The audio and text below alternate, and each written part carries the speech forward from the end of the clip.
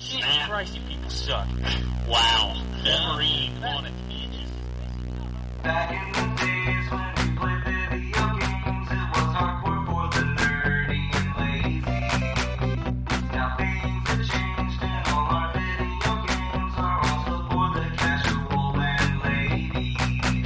But that's okay, you know the score. We told you a million times before. Playing consoles, not just games, is in the past.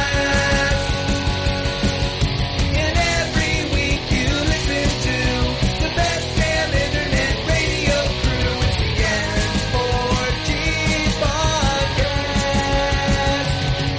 It's the N4G podcast. Alright, it's time. Another week. N4G Radio. This is episode 658 for July 5th, 2021. And on the show this week, I have Anthony. Hello. I have Drew. In 1776, Columbus sailed the ocean blue.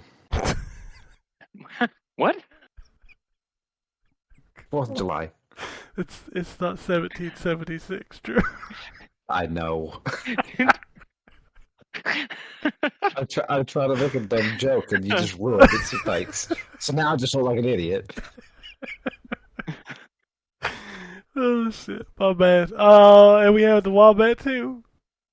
On July 4th every year, we celebrate Leif Erikson discovering the New World in 1947. It wasn't that year either.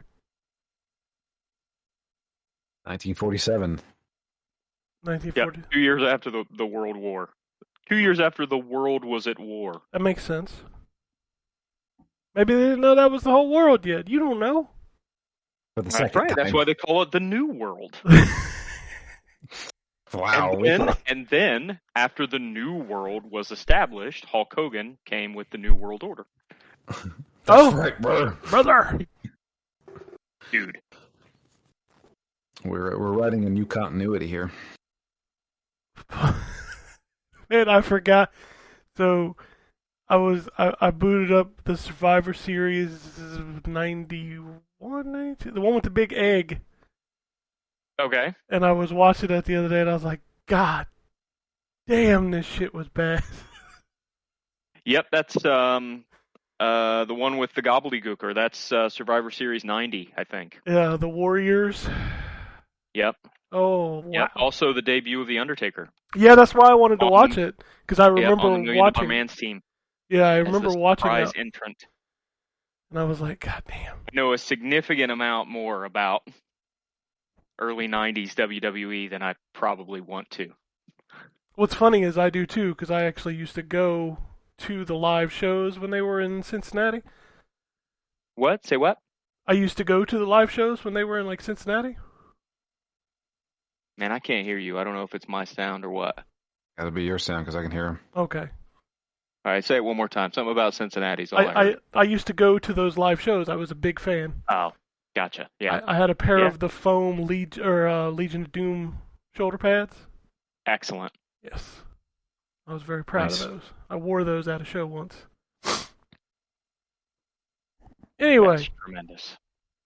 It is America's birthday. And we're recording a podcast about video games.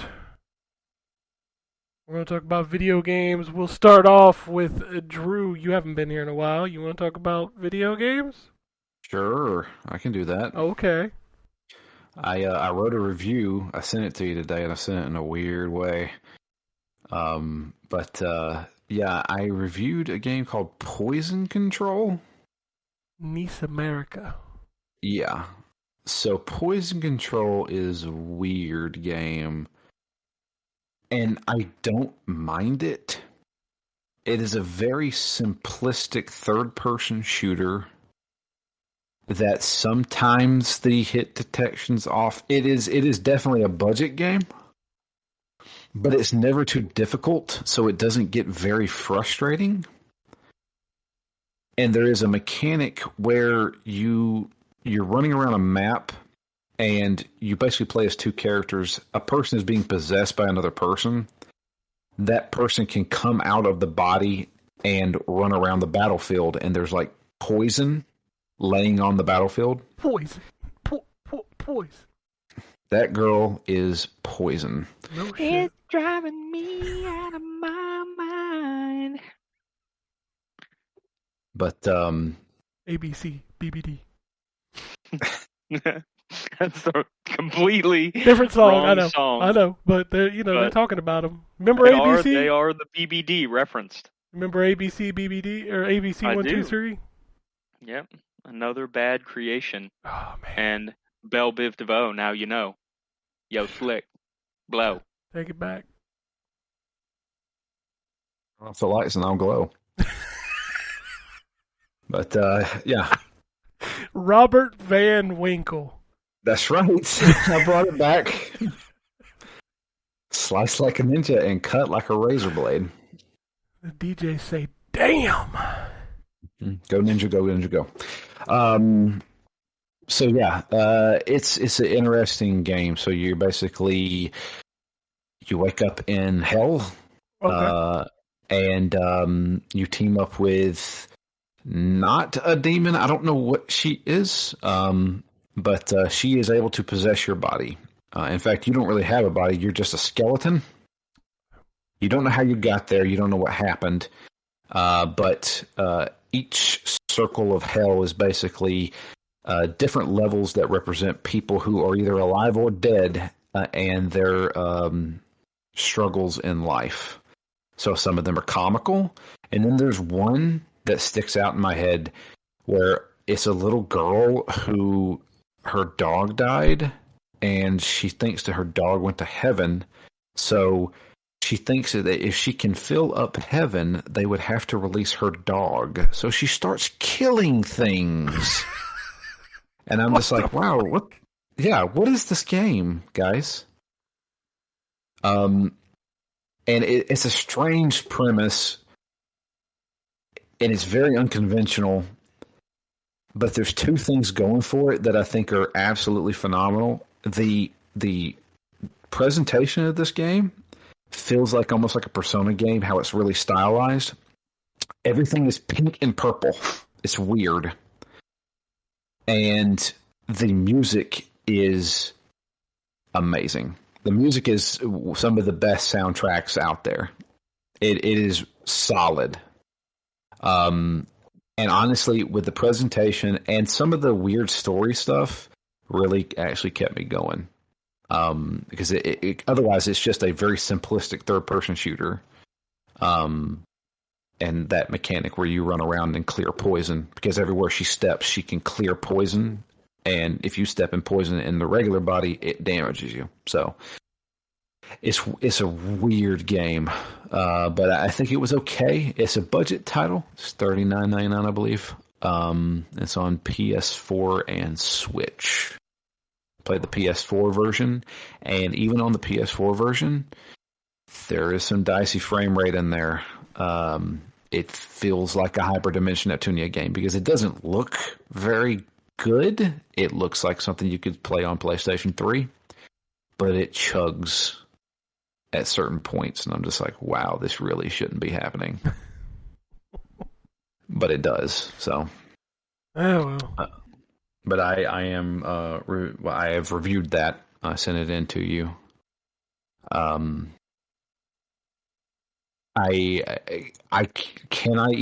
I speak about the big game that I am reviewing? I don't think so. I don't think it's out till... It's not out, but I think I've seen people make tons of videos about this game.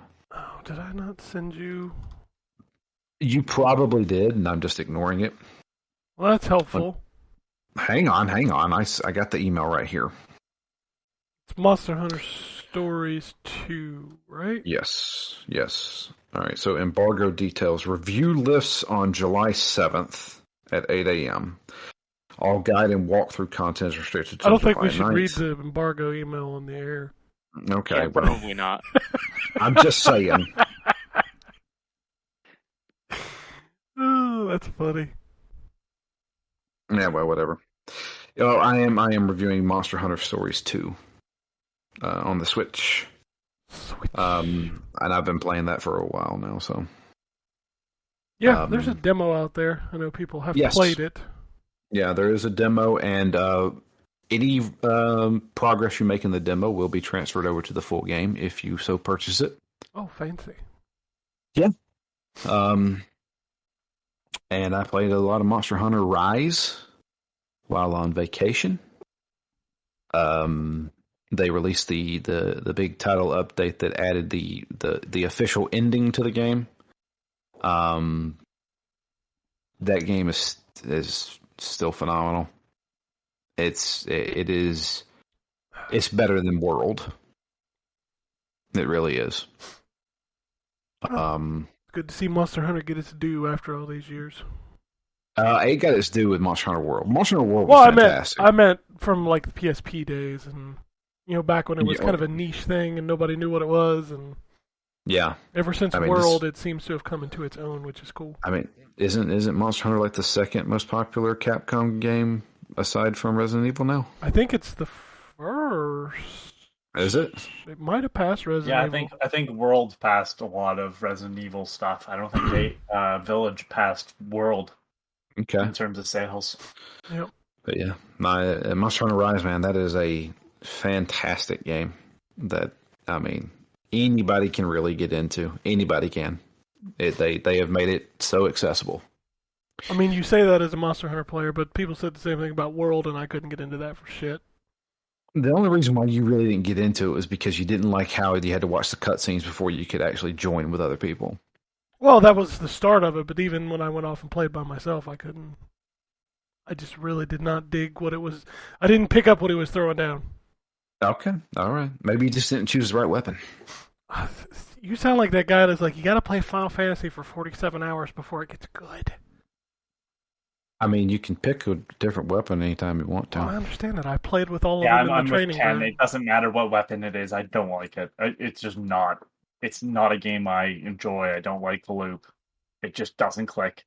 Doesn't mean that it's bad. It just means I don't really care for it. Okay, fine. Come on, Drew. You know this argument before. How many people have we told to play Overwatch, and they're like, I can't get into this. Oh, that's true. That's true. And dude, I've dropped off Overwatch hard. I haven't played Overwatch in probably 4 weeks. I can't begin to tell you how awesome it is to have chat on the console now. Oh God, does it even show that? Yeah, because it's cross-play, Drew. So you can see people chatting to you, but you can't chat back? Well, you can. They've added the ability to bring up the chat window now, and you can type if you want.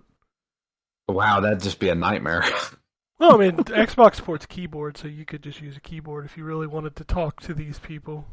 No, I don't want to talk to these horrible, horrible people. Yeah, I just it's more like an entertainment to me to watch everybody blame everybody else when you're playing a game. That's yeah. Because the only people playing Overwatch now is just really, really toxic people.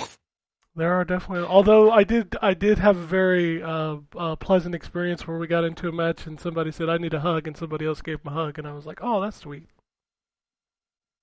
That's the only time that happened.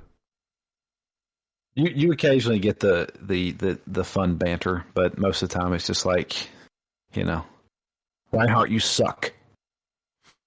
I think the most popular comment that I see now is when we lose or when we win is seeing easy. Yeah, GG easy. GG easy, tank diff, LOL. I'm just like, okay. Whatever, dude. There's always that one guy who just types in, I'm throwing. Oh, yeah. So, yeah. I had a match last night where in the second half, they're like, if your group stays DPS, I'm going to jump off the map. And then he proceeded to jump off the map. Over and over and over again. That's why I don't play anymore. They don't tell you. So, interesting thing, they don't tell you. They tell you who's a cross-play. Like, if you go to the social menu, it'll show you who's on your machine. Like a little Xbox logo. But if it's cross-play, it'll just show a cross. And it won't tell you what they are.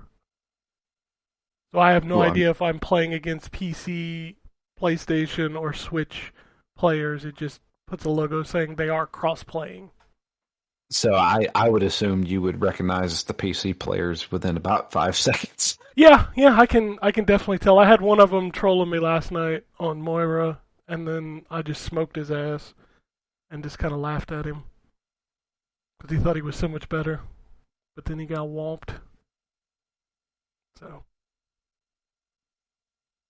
come at me, bro, with my controller. I mean, I've always played with a controller, even whenever I played PC. Yeah, but that's your problem. It really wasn't my problem. I did pretty well. But yeah, trying to think if there's anything else. There is another game that I am reviewing, but I've put maybe 4 hours into it, and I think whatever I talk about will just bore everybody. It must be MechWarrior. It's MechWarrior. That's not because I'm bored with the game. It's that if I try to describe this game to people who aren't actually playing it, you'd be like, wow, this sounds boring. But it's not. I mean, mech simulations always sound boring on paper. It does. And this one, oh boy, there's a lot. I mean, it's MechWarrior. What do you expect? I've never played a MechWarrior game before. They are, they are kind of what Armored Core wanted to be, but Armored Core was like a light version of MechWarrior. Yeah. This is. It's not Mech Assault. What's that? I said it's not Mech Assault. No. Mech Assault is just like, hey, let's play some action mech games. That's not what this is. This is, you have to maintain your mechs. You also have to upkeep your base. So at the end of every month, you have to pay. And if you don't have enough money, people get mad at you. I mean, I'd be mad if you didn't pay for your mech. Yeah. And then you also have to worry about getting damaged. So you need to buy insurance policies for your mech. It's nuts. It really is. But not to say I'm not enjoying my time with it, because I find it very intriguing. And the combat's okay. It takes a lot of getting used to, because you actually control the upper part of the body and the legs with different control sticks. Yeah, it's pretty standard for like a mech style game. You said this is your first MechWarrior, Drew? Yes. Okay. Yeah, I'm looking forward to hearing further feedback from you on it if you play more of it. Oh, I'm reviewing it, so I will play some more of it. I've been behind, dude. I've had poison control for 2 months. I have slowly fallen apart, but I'm trying to put myself back together. That makes 2 of us. Yep. But I'm working on it. I want to get Monster Hunter Stories 2 out first, because I got it before it came out, and I'm going to try to get that review done before the embargo. And I have put a lot of time into Monster Hunter Stories 2, so I can't talk about it, which is the one game I played the most of, probably. Oh. I do have to mention, because I need to do an update. Phoenix Down. We finished Assassin's Creed Origins. What a fantastic game. Yep. I thoroughly enjoyed my time with that game. The last 3 hours of that game were rushed as shit. But the exploration and the just roaming around and discovering things, I haven't had that much fun in an open world game in years. Yeah, it's one of the better open world games for sure. Mm-hmm. And I did like Bayek a lot. He was a pretty fun character. His story's really good. His story's one of my favorite of the protagonists. Yeah. Did you do the thing where you go around and collect the I can't remember what they're called, but where you look at the stars. Yes, I got all those. Yeah, that's a really important character piece hidden behind that sort of, not hidden, but included in that quest. So that's actually what happened. So at the beginning of the game, you start out in Siwa, and then you move to Alexandria. Well, when you first ride into Alexandria, you come over the sand dunes, and you have that big aha moment. There's the pyramids to the right. There's the city of Alexandria. It's like this big open. This is Assassin's Creed kind of thing. Yep. Well, I went to Alexandria, and the next day I was like, I'm going to go to those pyramids. So I went to the pyramids and I climbed them. Just so happened, when I landed, I ran into the Sphinx. So I was like, okay. And there's the Sphinx. And then I went around to the back of it, and there's a little hidden area right there where you can go inside the Sphinx. And I found this tomb that leads to this giant map that has the constellations on it. And I was like, okay, I know what you guys are wanting me to do. I then proceeded to not do any story missions for about 7 hours and went and found every constellation because I want to know what happens in this room. I then unlocked what happens in this room. It opens up to another bigger room, and I have to get this currency. I can't remember what it was called, but it was a currency that you only find in tombs. Yeah, I can't remember what it's called either, but I know what you're talking about. Yeah. So I then proceeded to do probably about 30 tombs and get 50 of this currency. And I got I got the armor that you get out of that. Yeah. And I was so proud of myself because I did all that. And then I realized the armor does nothing. And I was like, well, that really just pulled the wind out of my sails. Yeah. You could at least make it to where anything. You don't take fall damage anymore. That wouldn't break the game, really. Well, yeah, especially considering in the next two Assassin's Creeds, they already have skills that prevent you from taking fall damage. Exactly. So there you go. We could just give me a little perk, just something, rather than just say, okay, well, you got some cool glowy armor now. All right. Well, there's So in Final Fantasy 15, which the only reason why I bring it up is because I was thinking that's what you were talking about. Because no, I did that. I did that later. There is an extra dungeon once you finish the game, and it is extremely hard to get to. Your car, spoiler, I guess, for a 7-year-old game now. Nobody cares. The car after you're done the game, you do a mission and you can turn the car into a plane, basically. Yes. Yeah. Fly around. Landing it is extremely difficult. If you land it in a specific area, there is a special dungeon that is just platforming, which the game is not built for. And once you finish, it just gives you auto dodge. That's it. Sweet. And it's a thing you have to equip, and it uses magic still. And you're just like, well, at least the dungeon was cool, I guess. It's not always about the destination, y'all. Sometimes it's about the journey. Yeah. I guess. And I had a ball just, going through the tombs and doing all of them and just discovering stuff. That game looks amazing and it plays great. The story was okay. But I still, like I said it on the last Phoenix Down, I feel like the last 3 hours, they just shoved a whole bunch of exposition in there and just said, all right, we're ending it. Yeah, I agree with that. And I was like, okay, well, I guess, all right. I don't want to spoil anything at the end, but I kind of saw that coming. As soon as they introduced that character, I was like, oh, okay, I get it. Yeah. We're gonna kill that man. All And right. we did. What else going on? Anything else?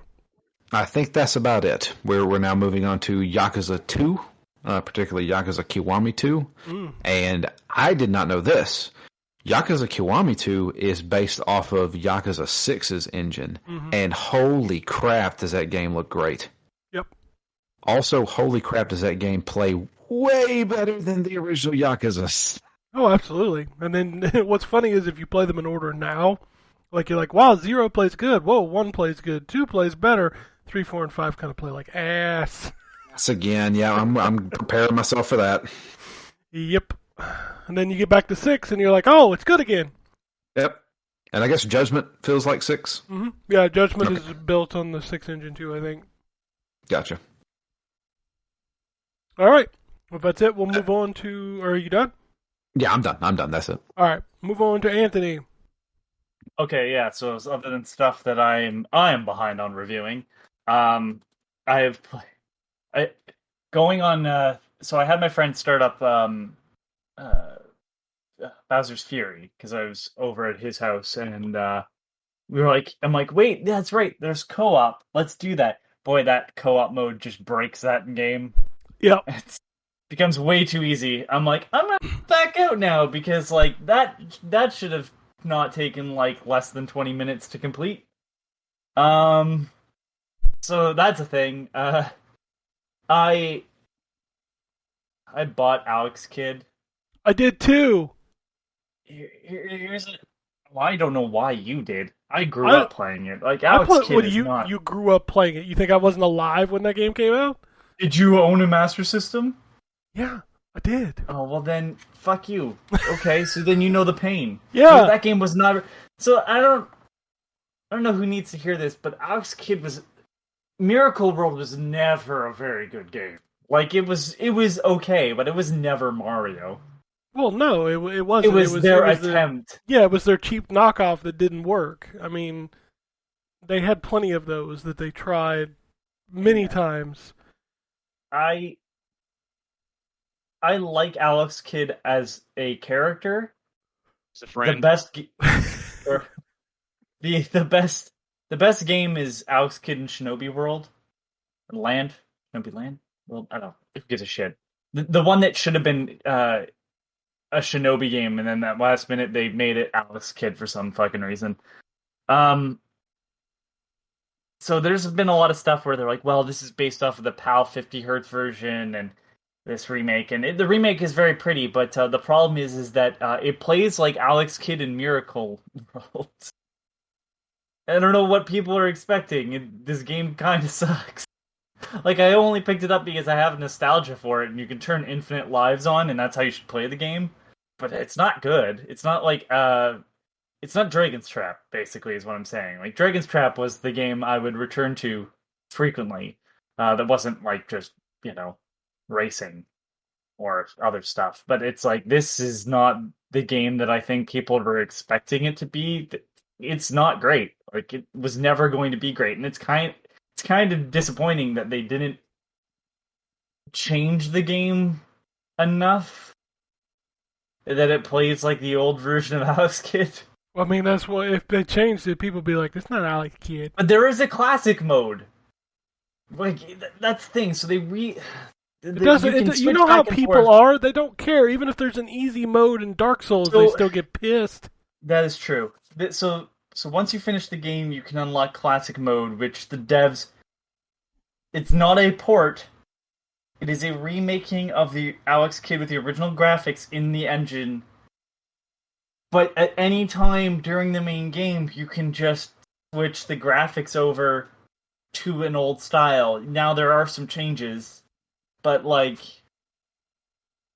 what an unnecessary inclusion. Like, look, I don't feel scammed by it because I knew what I was getting, But like, I don't see this selling well. I used a $10 off coupon on mine with my Xbox reward points, so I got it for $8. That's the price you should pay. Yeah, I'm not disappointed. For my physical copy. I was not disappointed that I spent $8 on this game after I played it. This is an $8 game. Like, this is a $10 game. Like, that's kind of where the price should be. It's a difficult, almost unfair, completely unfair game at times. Mm-hmm. And that's what Alex Kidd has always been. stupid rock, paper, scissors thing is a neat concept, but boy, it's dumb. It's executed poorly. And the fact that you can just get it wrong and die and be sent back to the beginning of a level never, ever felt good. The best way to play Alex Kidd is the Sega Ages version on Switch. But if you're like me and you have nostalgia, like me and Ken, you have nostalgia for the Master System and some of the crap that was on it, like, hey, this is right up your alley. The Switch physical version, when you can flip it inside out, and it has like the original Master System artwork on it. Oh, you mean the grid paper? The grid paper and the Dragon's Trap from Limited Run and Nicholas both had that as well. So yeah, I mean it's a game. It is. The other thing I've been playing, and it was because I don't know why, but I had the itch to play a card game, and I mean a real card game, not like this is a video game that has cards. I picked up Yu-Gi-Oh on the Switch. Yeah, I went right back into Yu-Gi-Oh very quickly. It's an interesting concept because the last Yu-Gi-Oh game, I guess the only other Yu-Gi-Oh game I played was Nightmare Troubadour, which is a terrible name, on DS. And that was a really well done rendition of the physical card game. This is a very well done version of that as well, but they have you going through the plot of the shows, which, I mean, I didn't even watch all of the original series, but boy, there's like 7, I think, anime series. And you can go through it and you can play with the deck that the character has at the time of the show, which they're actually not correct because some of the cards that are in those decks are from much later sets. But they're close. And then you can also play those same matches with your own deck, which you have to buy card packs in-game, but it's with in-game currency from winning battles or doing well even though you lost. And then what's interesting is once I got done with a battle, it allows me to play the inverse of that battle, so I play as the opponent with their deck. And there's one where there's nobody. I think Drew would be the only one that may have played Yu-Gi-Oh! And I'm gonna take it as a no, right, Drew? No, I have never Yeah. played Yu-Gi-Oh! My son collects the cards, but we have never played. But I am going to send your ass to the Shadow Realm. Okay, so you know enough. So, God, okay. Early on, there was a set of cards called Exodia, and it was 5 cards, and it was like the right arm, the left leg, the right leg, and then the head. And if you got all 5 cards in your hand, you won the game. That sounds cheap, but that was it. And you could only have 1 of each card in your deck, so it wasn't like you could stack 3 of each card. And I have seen that more times from the computer than I have ever seen it anywhere else. Not just because they were rare cards, but like the computers seem to stack the deck in a way. And I was doing the same. I had played with that deck previously, and I could not get all the cards in my hand. And the computer just seemed to have the most extraordinary luck and would get all 5 cards, and it plays this like CG where the monster steps out of a portal and then punches the screen and it says, "You lost." Cause I'm like, fuck yourself. This is such bullshit. And it happened like probably like I went through that battle like 12 times, and I think it happened at least a third of the time playing. But that it'll be interesting to play the later shows, because right now I'm playing kind of. I played early on back when I was a kid, and as the game progressed, it had the card game equivalency of feature creep. So newer cards rendered older cards completely useless, but then they would also bring new cards that did the same thing as old cards, but those old cards were banned. And there was so much going on that at one point matches could take an hour, and now they've sped it up so it shouldn't take that long, and I've not played Yu-Gi-Oh! In close to a decade, if not longer. So I'm interested to see what happens later on, but I'm still in the early phases of the first anime, the one that I actually watched growing up. So that's it for me. All right. I killed the conversation with Yu-Gi-Oh!, which I understand completely. I'm pretty sure Wombat and I have bad feelings about Yu-Gi-Oh! Because we worked during the hype of the cards. Yeah. Oh, let me know. Like, you gotta tell me a story now, because I It's did the not- same. It's the same story as the Pokemon cards. You'd get the kids coming in with their parents, and like they would be like hovering for when shipments came in because those things would sell out within like seconds. Yes. It's funny because obviously I started working retail when I was 16, so that's 13 years ago, and I don't think I had anything like that was, I had Wii's. I did the Wii sale. That was rough, but like, I guess Amiibos, that's kind of the closest thing I could think of. You missed out on you were born just a little too late to enjoy the years of stuff like NSYNC and Hanson and all of those things. Hanson was always Hanson. I don't know if Hanson ever was as big up here as it was in the States. They were big, but not. But NSYNC and Backstreet Boys, oh yeah, I remember that. All the girls talked about it at school. We had people swarm our UPS driver's truck when the Hanson CD came out, and like try to get in the back and like in the back trying to grab boxes full of stuff, and yeah, it was a mess. I give you. I worked the Halo 2 launch, which oh man, I remember that was the largest crowd that I remember seeing. Yeah, the Halo 2 launch was big. I'll give you one fun retail story, Anthony, and it revolves around the Legend of Zelda: Ocarina of Time. Oh no! So I was working at the time. It was Electronics Botaque, as I like to call it.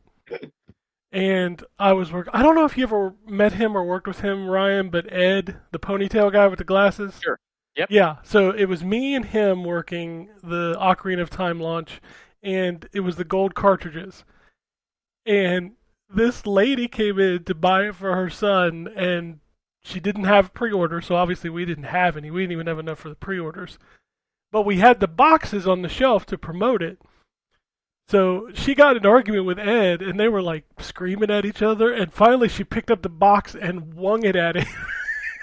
Awesome.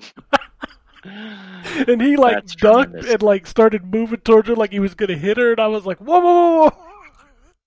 That's tremendous. My favorite thing about just all of my experience in retail is that it's hard to find someone who ever worked retail that doesn't have at least one, hey, remember when that person took a shit in the floor story? I have story. Yeah, the shit. I'm pretty sure you've told the one where you worked at a grocery store, Drew. Yeah, yes. I've heard the grocery store story. Yep. Well, I have actually been a part of two of those stories. One when I worked at FYE and someone took a shit on the floor, and one when my wife worked at Family Christian, and we went there just to visit one day, and this little kid started crying, and we couldn't figure out why the kid was crying. The kid's mom like very quickly whisked them out of the store, and as they were whisking them out of the store, the largest human turd I've ever seen in my entire life comes out of this kid's pant leg. What was the name we gave to the guy that smelled like would Stinky Pete? Stinky Pete would he would walk in the store and you knew he was there because the store was just full of body odor. Smell it from the back room. Yeah, it wasn't even like every single time. Oh yeah, it wasn't a one-time thing. Like Dude was a Yeah, I don't know regular. that he had a shower. I don't know that he had a shower There ever is in a- his life. He would walk I thought in. You meant just not have a shower. I mean, you know how big like a GameStop is, like a store. Like Yeah. imagine as soon as that dude walks in, from the front of the store to the back of the stock room, you could smell him. Ooh. Yeah. There was the guy that came to my Zellers back when that was a thing in Canada, and never had him come to electronics, but like his hair was matted almost to his head, like flat, Yeah, that's patted bad. down like out of grease almost and sweat, and he had terrible ear and nose hair, and he just reeked all the time. But he was like dressed nice, like clean clothes and everything. I'm like, dude, like trim your nose hairs. Smell what I'm smelling. Holy shit! That's why he never could notice that he smelled, because his nose hairs were too Oh, thick. They were blocking his man. receptors. Yeah. He's got built-in filters. Yeah. Just glad I don't have to deal with that shit anymore. Yep. All right. Wombat. So Oh, go one ahead. last thing. I may have told this story before, but I'm going to tell it again, even if I have. Just like Joe DiMaggio, right? Pretend that everybody out in the audience, it's their first time watching you. So my friend owned a local game store that we all worked at, and he was a terrible businessman, but a very humorous individual. And he told multiple children came in asking for Yu-Gi-Oh cards. And when he didn't want to deal with them, he would just say, "Oh yeah, they actually sell them at the Domino's across the street." And he would make the kids go across the street to the Domino's, and then realize that they, of course, didn't have the Yu-Gi-Oh cards. And then when they would come back, he would lock the door so they couldn't get in. Hell.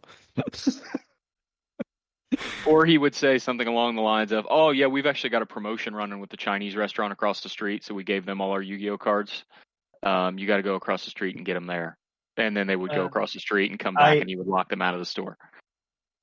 The only memories I have of just quickly of trouble getting trading cards was that at one point Walmart only sold their like Yu-Gi-Oh cards at their layaway, which is how I learned about layaway. For some reason, that was where they kept all their Yu-Gi-Oh cards. And the other thing is that when Pokemon was really big, and this was around the time Gold and Silver came out, because it was like the new set of cards, we had to go to a comic book store, and I'll name it Phoenix Rising. And that comic book store will ban you if you go to another comic book store.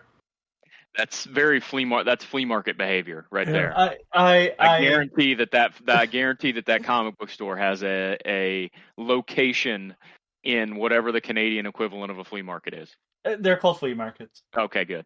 Should just Yeah. be called dirt malls. Malls. All right. Wombat. Video games. Yeah, some. So I got my Series X. Hey, look at you. Yeah, so that showed up, and I very quickly what? The way you said that, yeah, it showed up. Yeah. So I very quickly. So let me preface. We have an Xbox One that I have not played in probably 2 years, because my son plays all his stuff on that machine. Like that's when he's playing games, that's what he's playing them on usually. So I haven't really messed with my Xbox in years, and so I very quickly realized that all of my son's stuff, all of his Fortnite skins, all of the stuff he's ever bought with any gift card he ever got in the last 3 years, is all on my profile. And you can't play games under the same profile on 2 different Xboxes at the same time. Sure. So I had to, thanks to Ken helped me figure it out. I had to create a brand new profile. So I have a brand new Xbox Live profile now. And I was able to make my new Series X my home console so that I can access all of my stuff even though I'm not logged in with my profile. And my son can keep using my profile, which is now his profile on the Xbox upstairs. So my son inherited my, I don't know, Gamer 70, tag. 70,000 gamer score or whatever it is, count, and I have a brand new one with a 20 gamer score. Woo! I think it's 30 now You because I are just unlocked. rocking. Yeah. There you go. What was the first game you played? The first game I played was the game that I was waiting on the Xbox One to play, which is Dungeons and Dragons: Dark Alliance. Okay. Yeah, it's not great. Yeah, I told you great. it was bad. too. And here's the thing, like, it's ultra disappointing to me. I talked about last week. I'm a huge fan of the Dritz books. Specifically, I love the fact that this game takes place right after the Crystal Shard, and is basically like an in-between story between the Silver Shard and Streams of Silver, which are the technically the first two books, although after some more books were written, they ended up being fourth and fifth in the sort of canon. And so if I approach this game as just a free Dritz game, then it's fun. It's not fun to play. But it's, it's got the characters that I like in it, and the environments look awesome. And some of the enemy designs are really good. I like the design. Generally speaking, I like the design of the companions too. They all look good. But man, I mean, Dritz is supposed to be the most agile fighter and swordsman in the land, and he does not play agile. It's like he controls like a tank.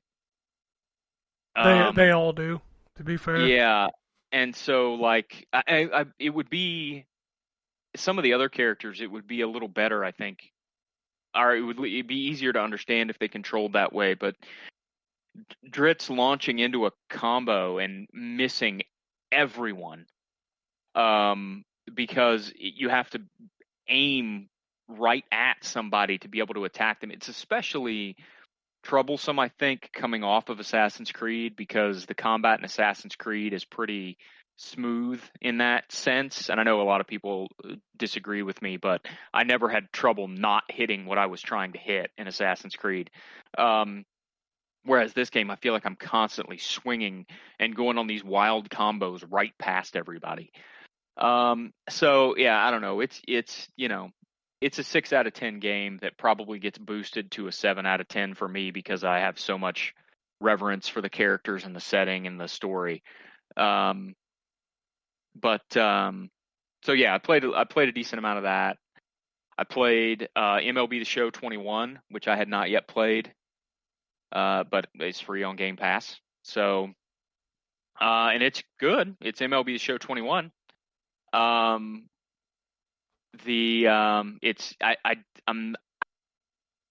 don't know that I'm a fan of the Shohei Ohtani effect, where you basically have to start Road to the Show as a two-way player, whether you want to or not.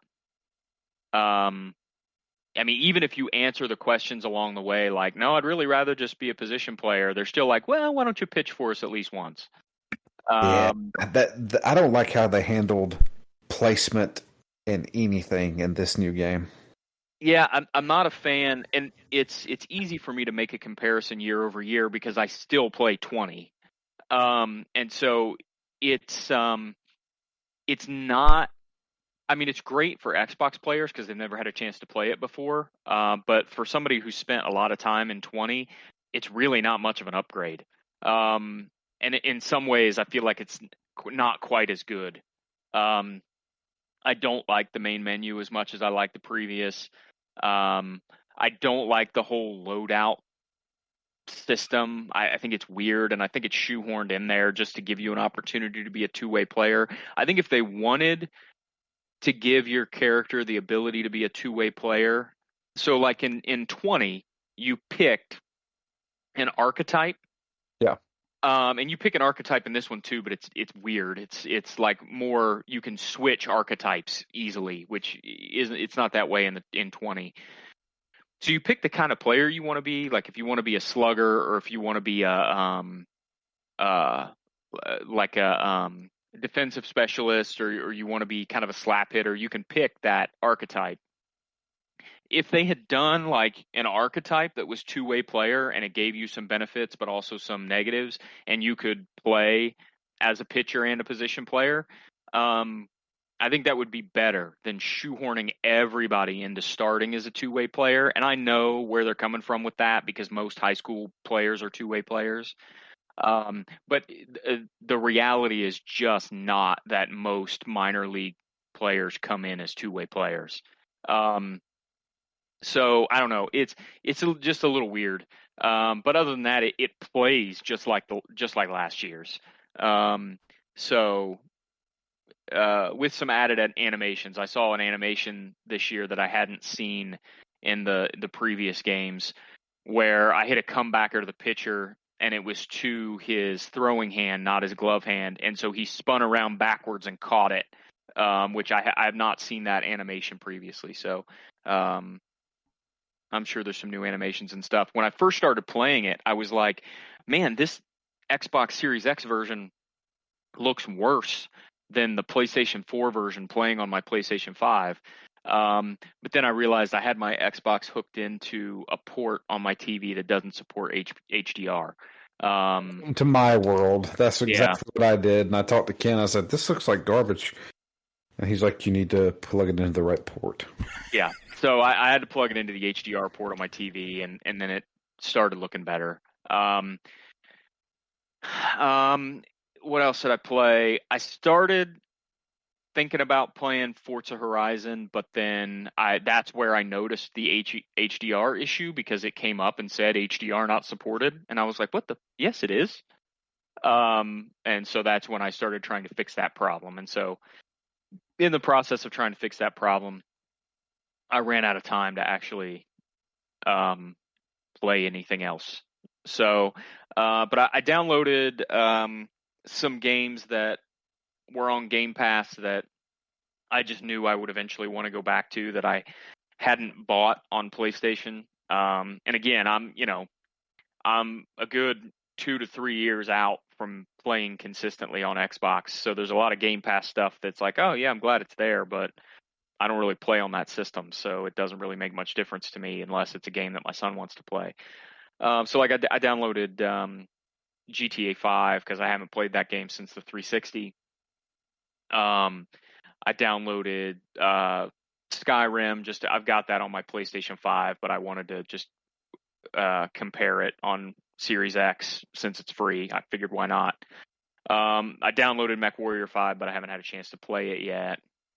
And then I pre-downloaded the actual stuff that I bought the system for, like Psychonauts and Flight Simulator and Halo.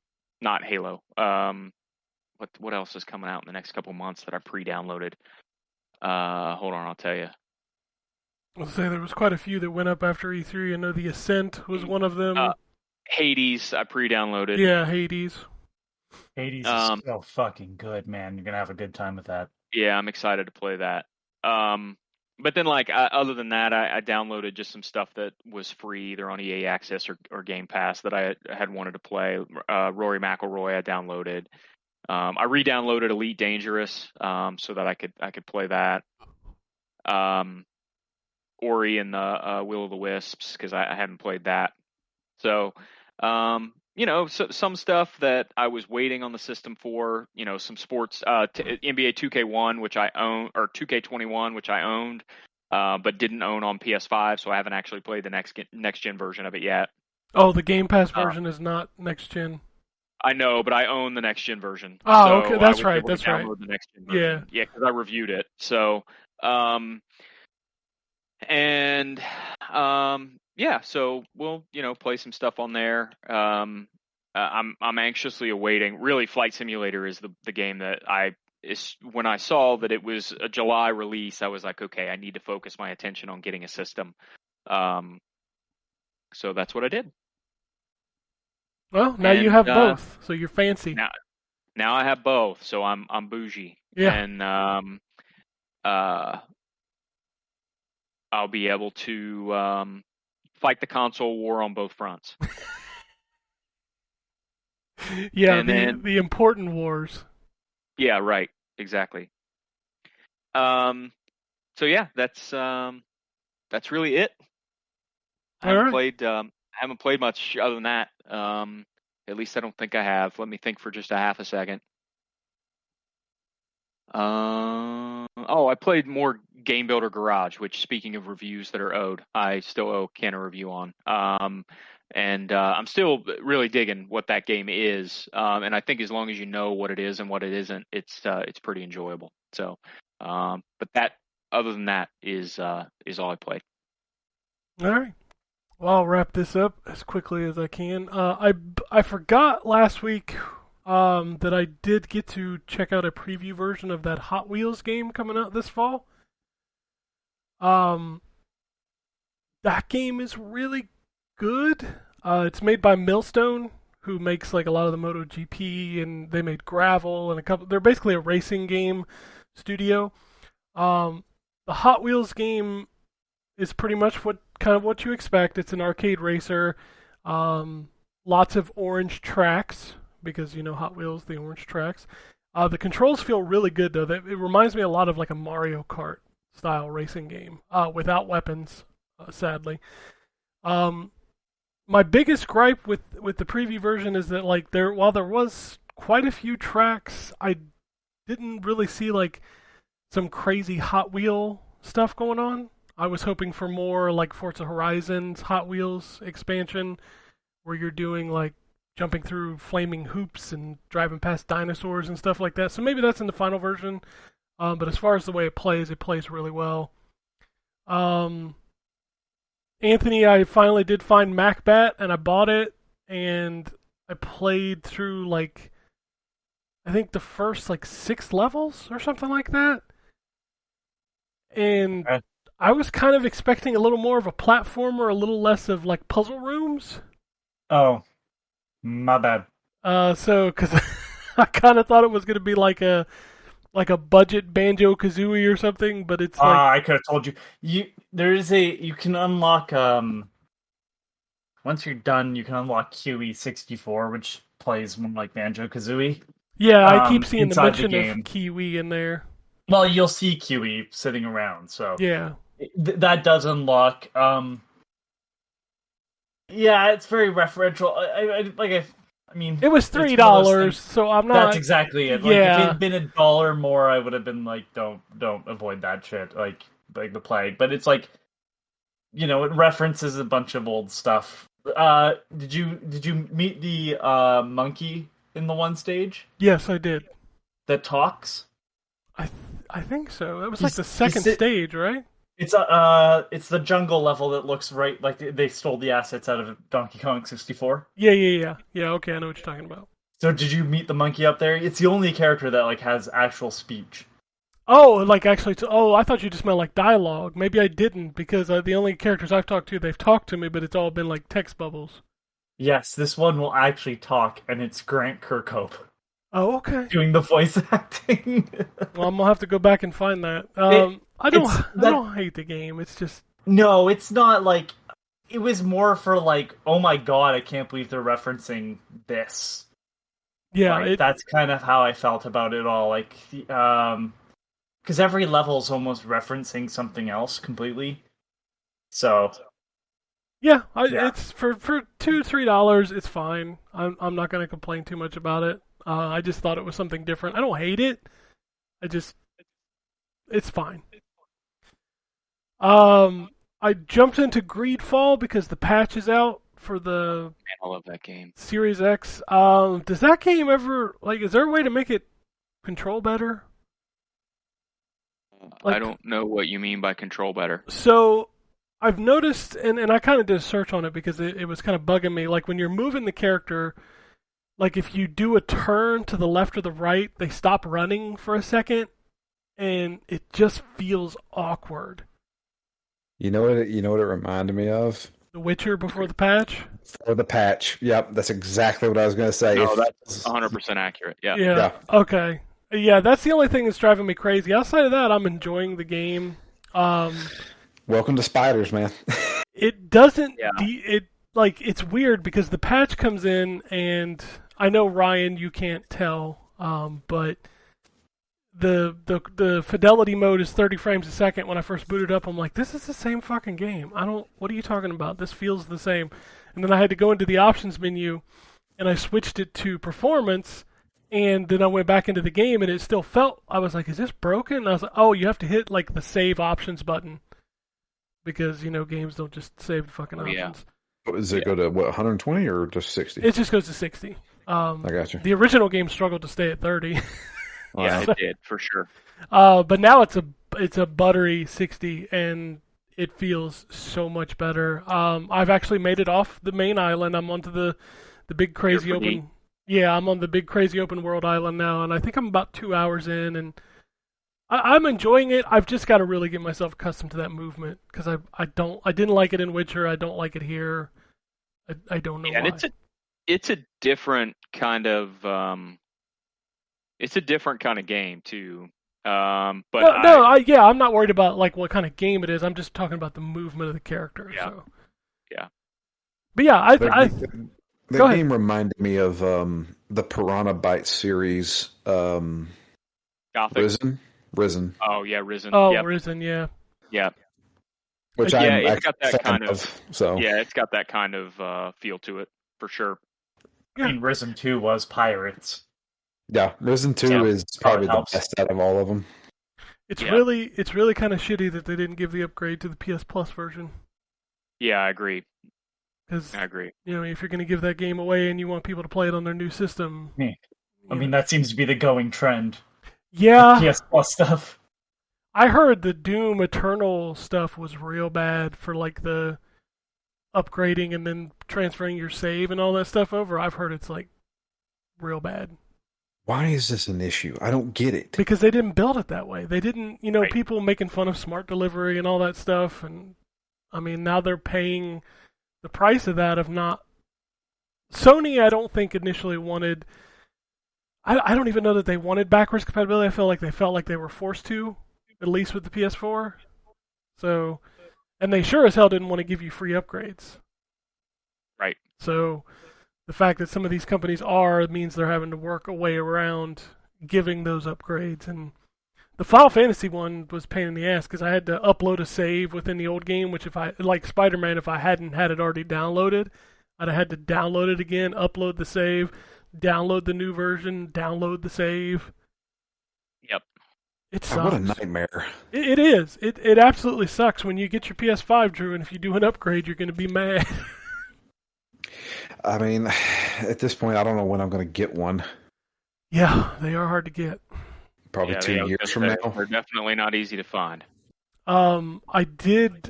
Speaking of the PS5, I did boot up the Ratchet.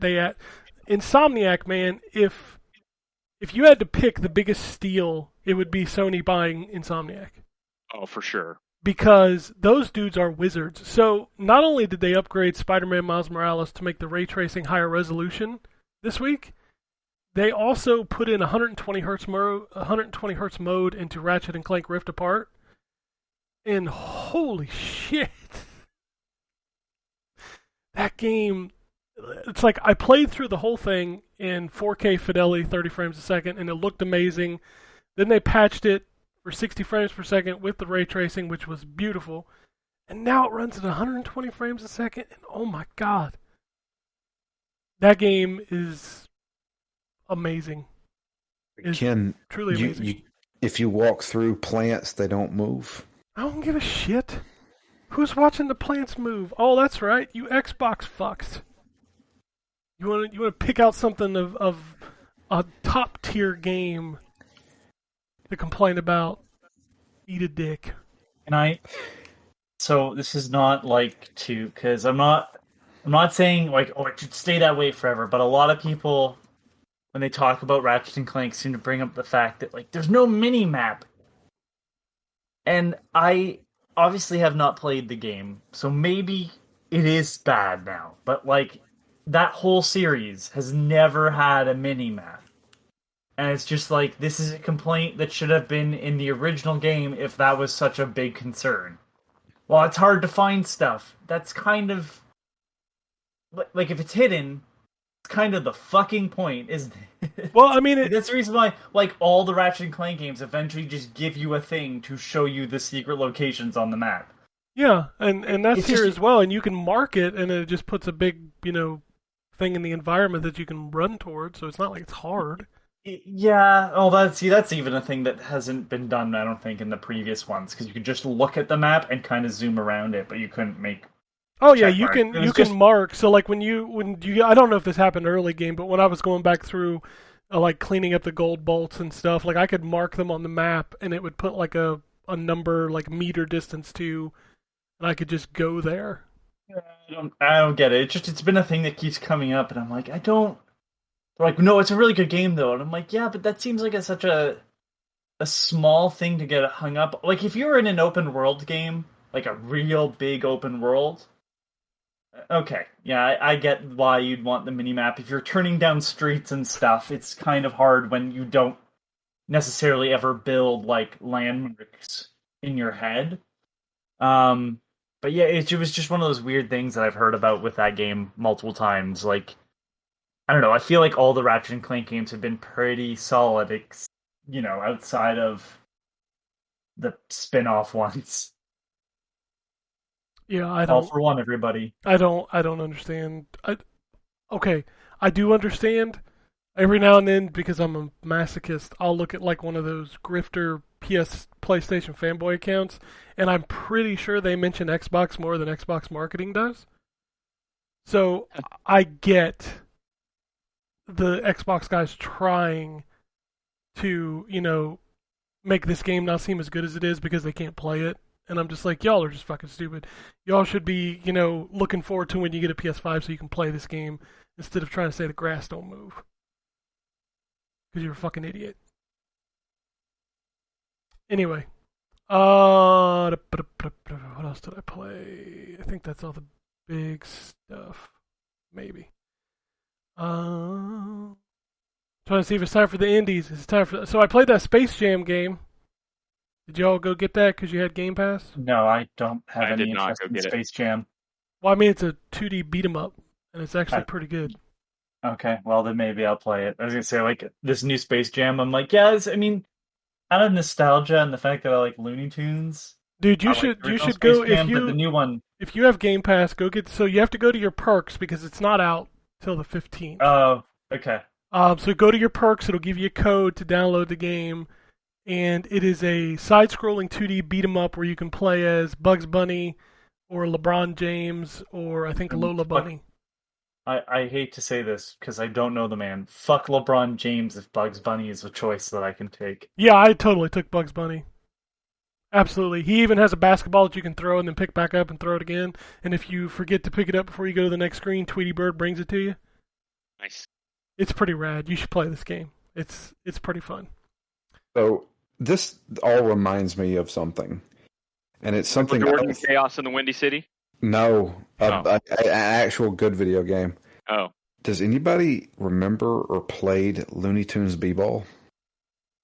No. Looney Tunes B-Ball. What was that on? Oh, it was on Super NES, and I played the living crap out of that game. So not only was it like NBA Jam, but you could also like have special abilities, like you could turn the basketball into like a pie and throw it in somebody's face and stun them for a few seconds. That game was fucking awesome. Okay, I've got another game to go play on my emulator after the show. Yeah, it even got like pretty good reviews. No, yeah, Looney Tunes B-Ball is What the legit. fuck? I've never heard of this game before. And it has Not a either. soundtrack too. Yeah, I've I not played played- this game. I thought that I had played every Looney Tunes game that existed on Super Nintendo. Nope. I I've missed never this heard one. of this game. I was reminded that there was a Space Jam Looks- game on the PlayStation. Remember that? Yes, there was. That was a Yep. bad video game. It was not a good video game at all. All right. I'll run through the rest of these. I didn't get a chance to play a bunch of these indies this week because I was busy all day Friday and Saturday, but I did I checked out Anna's Quest, which is a point-and-click adventure game. It's actually really good. It's story of a little girl and her grandpa working on a farm, and then she gets kidnapped by a witch, and that's where the game starts. Is you have to figure out how to get away from this witch, and then you discover you have telekinetic powers. Is it horror themed? No, it's kind of like the animation is kind of whimsical. It's reminds me more of like a children's movie. Okay. But it's all voiced. It's really good though. I usually don't get into point and click adventure games, but I was intrigued by this one. Arcan the Dog Adventure is essentially a 2D side scroller where you play Breakout. So each level is a wall of blocks with like these plant creatures shooting at you. You're a dog that can jump, and you spin your little staff to knock the ball back at the blocks. It's a weird game. As I told Anthony, I ran into Inception. The Ratalaika game this week was also an East Asia Soft game, and it was called Mina and Mickey. It is a 2-player like puzzle game. Not very good. Ender Lily's Quietus of the Nights is a 2D like gothic action game where you're this little princess girl who gets like possessed by this knight. And it reminds me a lot of like a 2D Souls game where you've got like a dodge and attacks, but the knight does all the attacking like through her. And like when she like the thing about this game is like its art style is really good, and there's so much detail in like the backgrounds and such, and I don't know that it's as hard as a Dark Souls. I haven't played a ton of it, but it is very much like here's a bench, sit down, rest, recover. You know, enemies are going to do a lot of damage. You need to dodge away from enemies, kind of combat.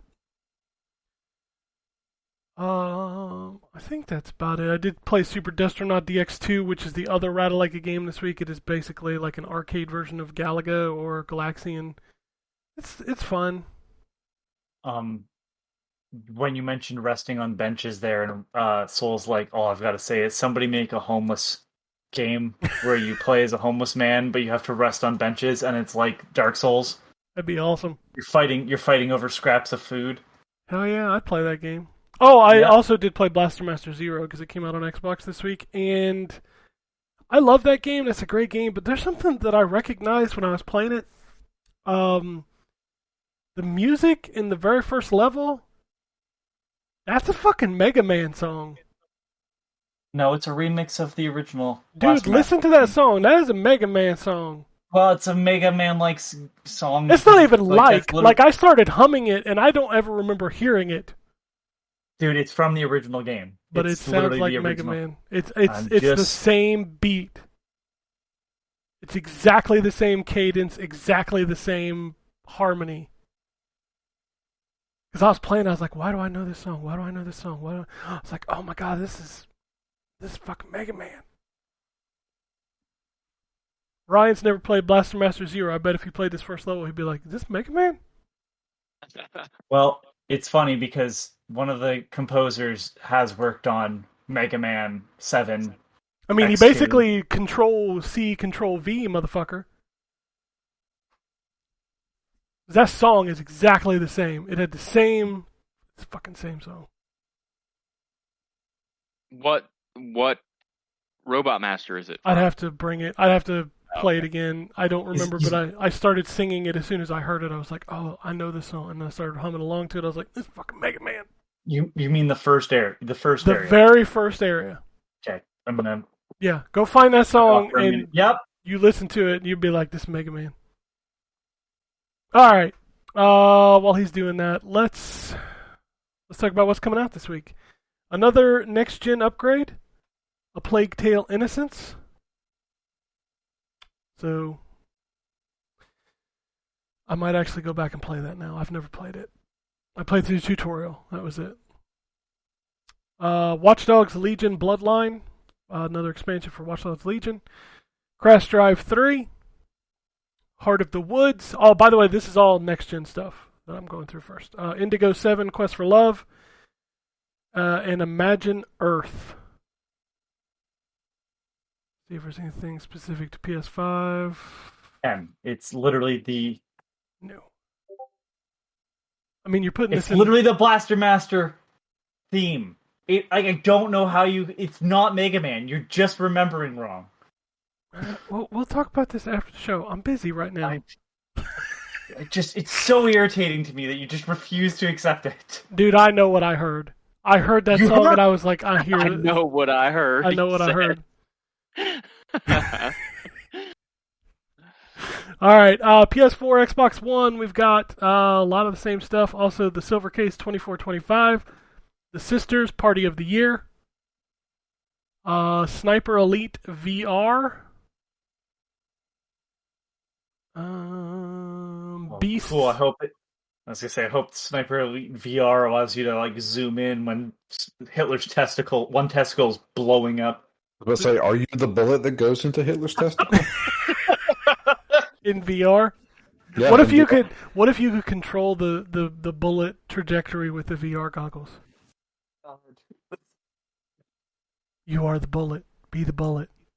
So you just have to automatically start looking down so you can hit the testicles every Yeah, time? you gotta aim like your head movement to go. Sure. Why I'm not? gonna hit Are those you the nuts. bullet?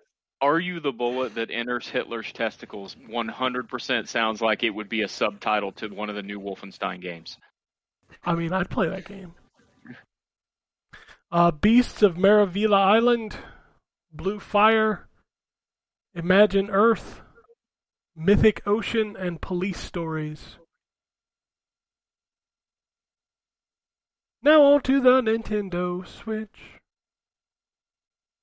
We got Hope's Farm, Super Archer, My Little Fruit Juice Booth, What the?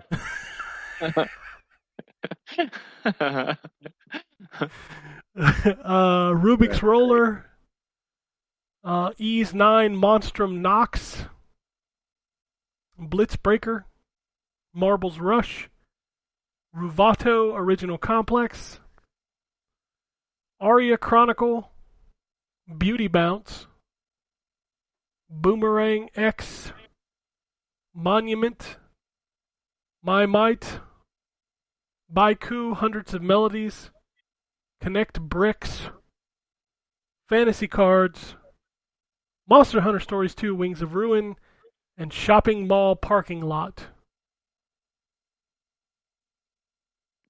Shopping Mall Parking Lot. What do you do in that game? You park. Maybe Okay. it's a design sim. Maybe you got to design a parking lot for a mall. What console is this for? Switch. I figured as much, but I thought I'd double check. Yes. Switch. Also, it's weird that so Silver Case 2425. Mhm. Don't buy that if you are, unless you, I guess, want to, and because the original, like, you can get Silver Case and Silver Case 25th Ward separately, and I don't know if that'd be cheaper. So just double check before you buy 2425. Do you want to know what your free games are for the month of July? Always. For both systems? Yes, I got both. Games with gold. We've got Planet Alpha and What's that? Rock of Ages 3. Planet made a- Alpha is the one I reviewed, wasn't it? Yes, that's the creepy It's dream. not very- Yeah. It was not great. One of those. Like, eventually they just turn off the lights and you have to remember the platforming you did. And I went, yep, I'm done with this. This is a pain in the ass so far. Didn't get any better. Also, shopping mall parking lot. You drive cars in a shopping mall parking lot. Hmm. That's It's not it. just a clever name. It is not just a clever name. It just I was expecting more like not just driving around in a parking lot, I guess. I hope it Parking has the cars would sound be- effect of every car in a parking garage. Parking structure made of. Oh, your classic games with gold are Conquer Live and Reloaded, which is still a phenomenal game, and Midway Arcade Origins. Conquer that version of Conquer still looks amazing. Yes, it does, especially with the 4K upgrade on Xbox One X and Series X. Woof. Wombat will be excited about this month's PlayStation Plus titles. For PS5, you get a Plague Tale Innocence. For PS4, you get Call of Duty Black Ops 4 and WWE 2K Battlegrounds. Woo. You should play Battlegrounds. Is that a good I one? should It's- play Battlegrounds. It's pretty fun. I like that game a lot, actually. All right. Let's go. I actually took notes this week. I have news notes. True. Ghost of Tsushima Director's Cut has been announced. Yeah, boy. This is a PS5 upgrade, another PS5 upgrade. There's already a patch for the PS4 version to take advantage of the PS5, but this new version will add haptic feedback, DualSense controls, and this one made me chuckle, faster loading. Yeah. I don't even understand how that's possible. Yeah, like does it not even have like a loading screen? Does it just go? That'd be cool. Yeah. There's also a new expansion, which includes a new area. So, this is confusing. Well, it wasn't confusing, but it's like hard to follow. So if you own the PS4 version, you can upgrade to the PS5 version for $10. If you want to upgrade to the PS5 version with the expansion, it is $30. If you want to get just the PS4 expansion, it's $20. Did I get all that right? I think I got all that right. Yeah, it's like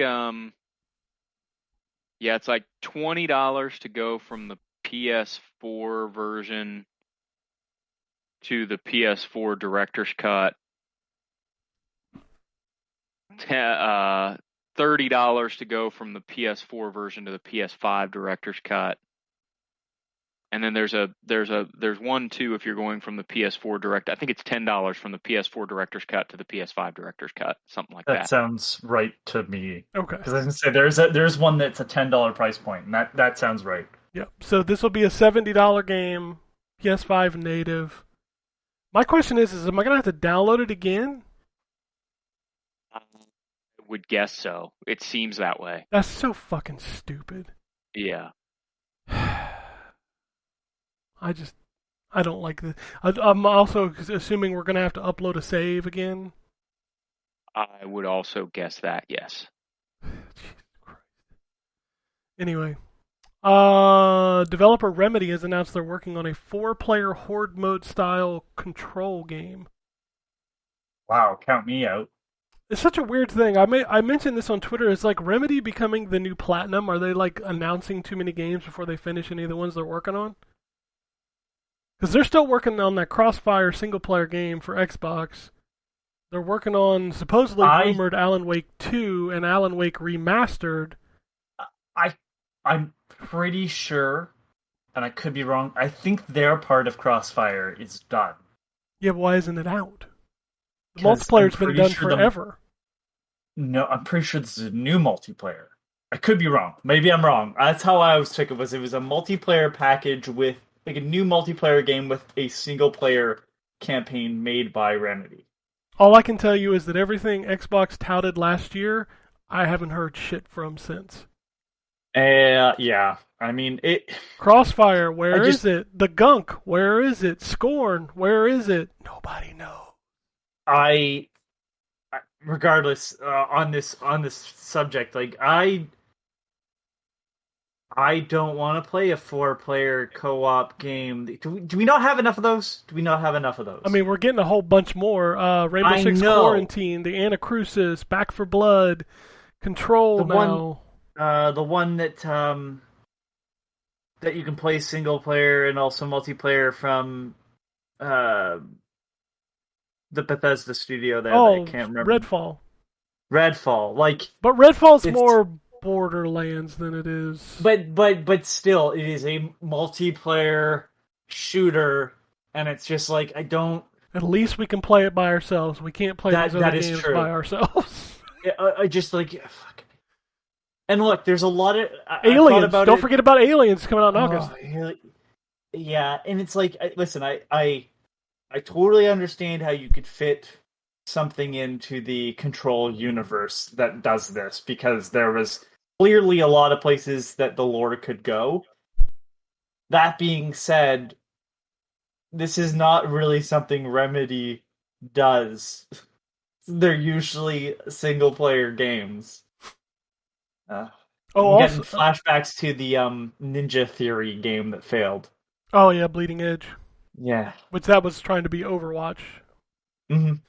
Kind of to piggyback off that, Doom Eternal developer id Software has announced that the Invasion multiplayer mode has been canceled, but instead they're going to make a single-player Horde mode. So, Sony. I never understood the invasion, how the invasion mode was going to work well. Anyways, that's always been a cool concept that nobody's ever really done well. Well, that's not true. The invasion concept in Dark Souls. Well, I'm talking about where they versions, play the actual NPCs. Like, remember Perfect Dark had that mode, and a couple other games had that mode. The only person, because like Dark Souls, you're right. It isn't. You're not playing an NPC. It is very clearly who the bad guy. Very clear who the bad guy is. The only game that's played with that well was the first Watch Dogs, but even then, it was like it told you someone had invaded. Yeah. So it's it's a shame, but hey, at least they're doing something to make up for it, and I think a Horde mode will satisfy a lot of people. First-party studio. Or first-party game Doom for the Xbox brand. Such a weird thing for me to think about now. Sony purchased 2 studios this week. The first one made a whole hell of a lot of sense. Housemarque. Those guys have been making PlayStation games for a long time. They just came off of Returnal, and now they're a first-party studio. So I'm happy for them. They make really neat games. I will be happy to see them make even neater games with more money. So...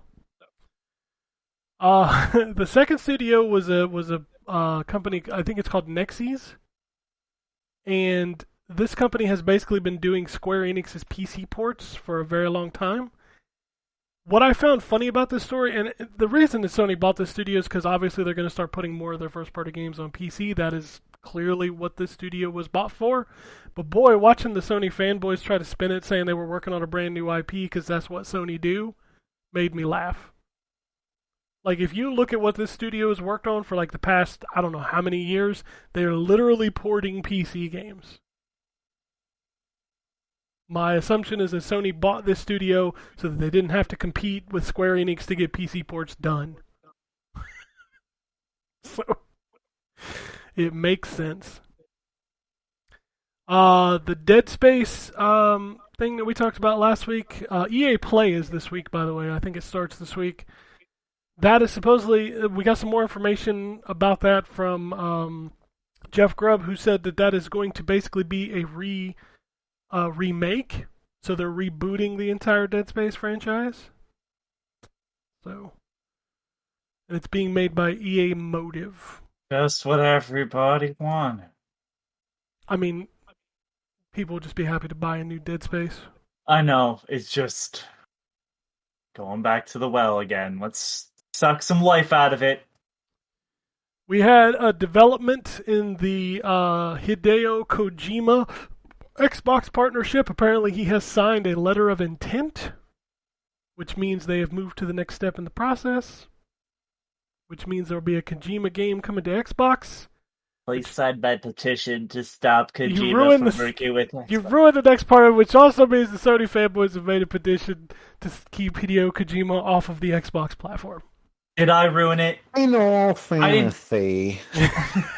You know what my favorite defense mechanism was them now going, you know what, Death Stranding kind of sucks, so whatever. Yeah. You guys loved that game 2 weeks ago when he showed the new trailer for the director's cut. I like how you ruined it. Did I? I didn't shit their pants. They shit their pants. Oh my right? god. Fuck.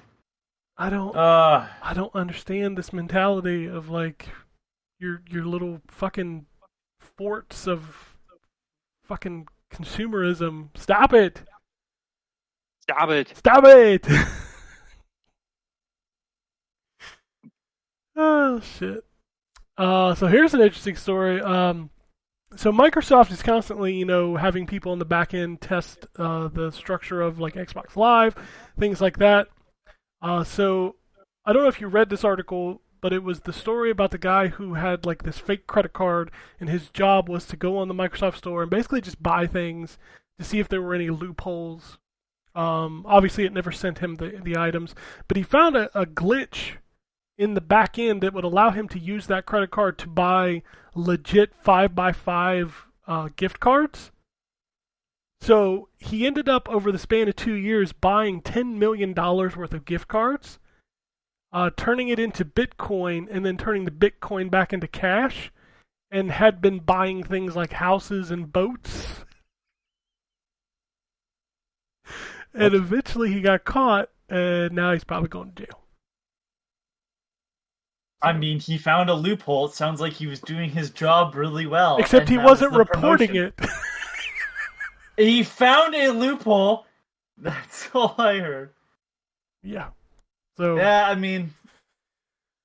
Whew. Yeah.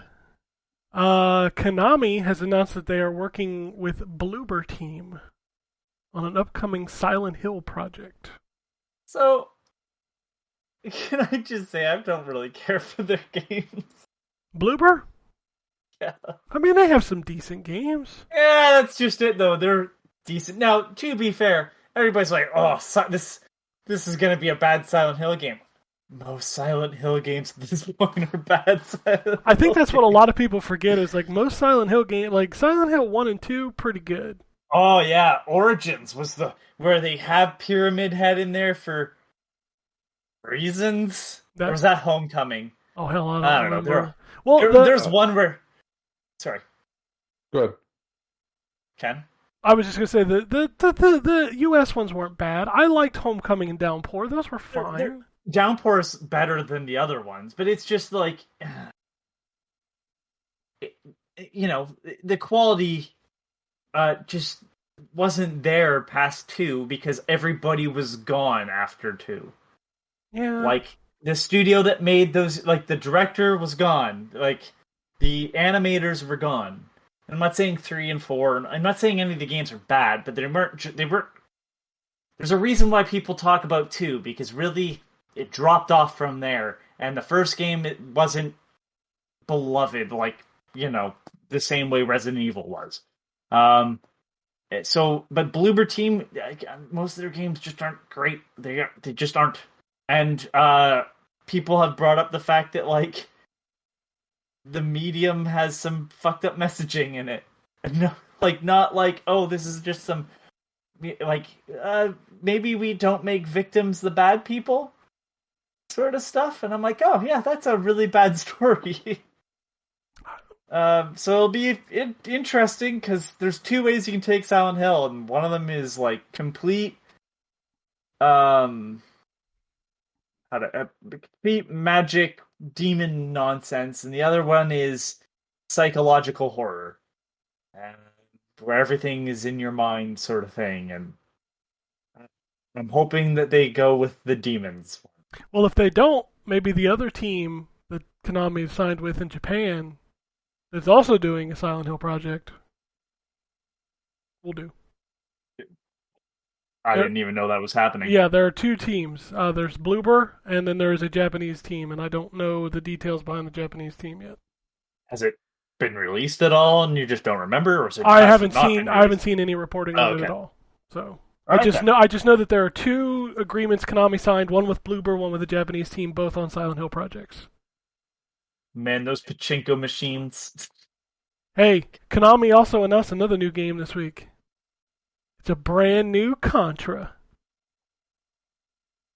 Remember the last brand new Contra? Shh, I'm not finished. It's for your phone, baby! There it is! It'll actually probably play better than the one that came out. Oh yeah, that's what the hell was that thing called? Core? Rogue Core? Yeah, that game was woo. That game was bad. Mortal Kombat 11. NetherRealm released a statement this week. They are done. No more DLC for Mortal Kombat 11. The entire team has moved on to their next project. Question is, what is it? Injustice 3? I mean, obviously. The rumored Marvel game? A rumor Marvel game, as we say, was probably brought up by people online. Oh, yeah. I don't know if that's true. I mean, the other question is will NetherRealm be under a different publisher by then? Because, you know, those WB companies are being sold. So, I don't know. All I know is, if there are deals going on behind doors for the Mortal Kombat IP and a developer like NetherRealm, I bet there's a whole lot of zeros behind that first number. Because that IP makes a fucking mint. So, y'all still watching Netflix on your Wii U or 3DS? Nope. No. Well, that's good, because you can't anymore. They're dead. Netflix no longer works on the Wii U or the 3DS. I'm going to be straight up honest. I didn't even know it was available on the 3DS. Yeah, why wouldn't it be? I mean, You because wouldn't the want to screen has watch such a low resolution. I was gonna say you wouldn't want to watch the newest 4K video on that 240 pixel screen. Yeah, I did, but legitimately, I didn't know. I know YouTube was available on the 3DS, although that might not be the case anymore. But I just didn't know there was a Netflix application or whatever. Yeah. I didn't either. Streets of Rage 4's first DLC has been dated July 15th, Mr. X Nightmare. And also it's on Game Pass. Yeah, that's all I have to say. I'm excited. I was going to say, you sound like you were disappointed. No, Okay. I'm keeping it in. More of the Streets of Rage was like my favorite game last year. Okay, that's why I was confused. I was like, what's going on? Okay. But you could play it free on Game Pass, so that's cool. It was supposed to come out more like, yeah, but that started too low. So the last story that I have on this list is the developer of Hypnospace Outlaw started a Twitter thread this week where he was basically saying, you know what, I don't give a fuck, I'm going to burn a bridge. And his statement was about how shitty Sony treats their indie developers if they don't like your game. And what came out of the story was that basically if you put a game on the PlayStation Store, it's not hard to get a game on the PlayStation Store. But to get any kind of support is a pain in the ass. If you want it featured, you have to pay a fee, which, let's be fair, that's true across most of the teams. And the fact that putting it on PlayStation doesn't really do that great for them. They actually do their biggest profit split from Switch and Xbox because of Game Pass. What developer is this? Hypnospace Outlaw, which was a company that's under No More Robots. They'd put out a ton of indie games across multiple platforms. Any of them any good? Hypnospace Outlaw is really good. Oh, okay. Another game coming out of No More Robots was Descenders, the bicycle game. Okay. But these guys pretty much put out a game like every few months from different developers under the publisher No More Robots. So Tendershoot is the main dev guy, I believe, because he also did Dropsy. That was the previous game before Hypnospace Outlaw, which is like a point-and-click game where you play a horrific-looking clown, but the whole goal of it is to solve these puzzles to give people hugs. And it's actually a very cute sort of game because there's like no dialogue really in it.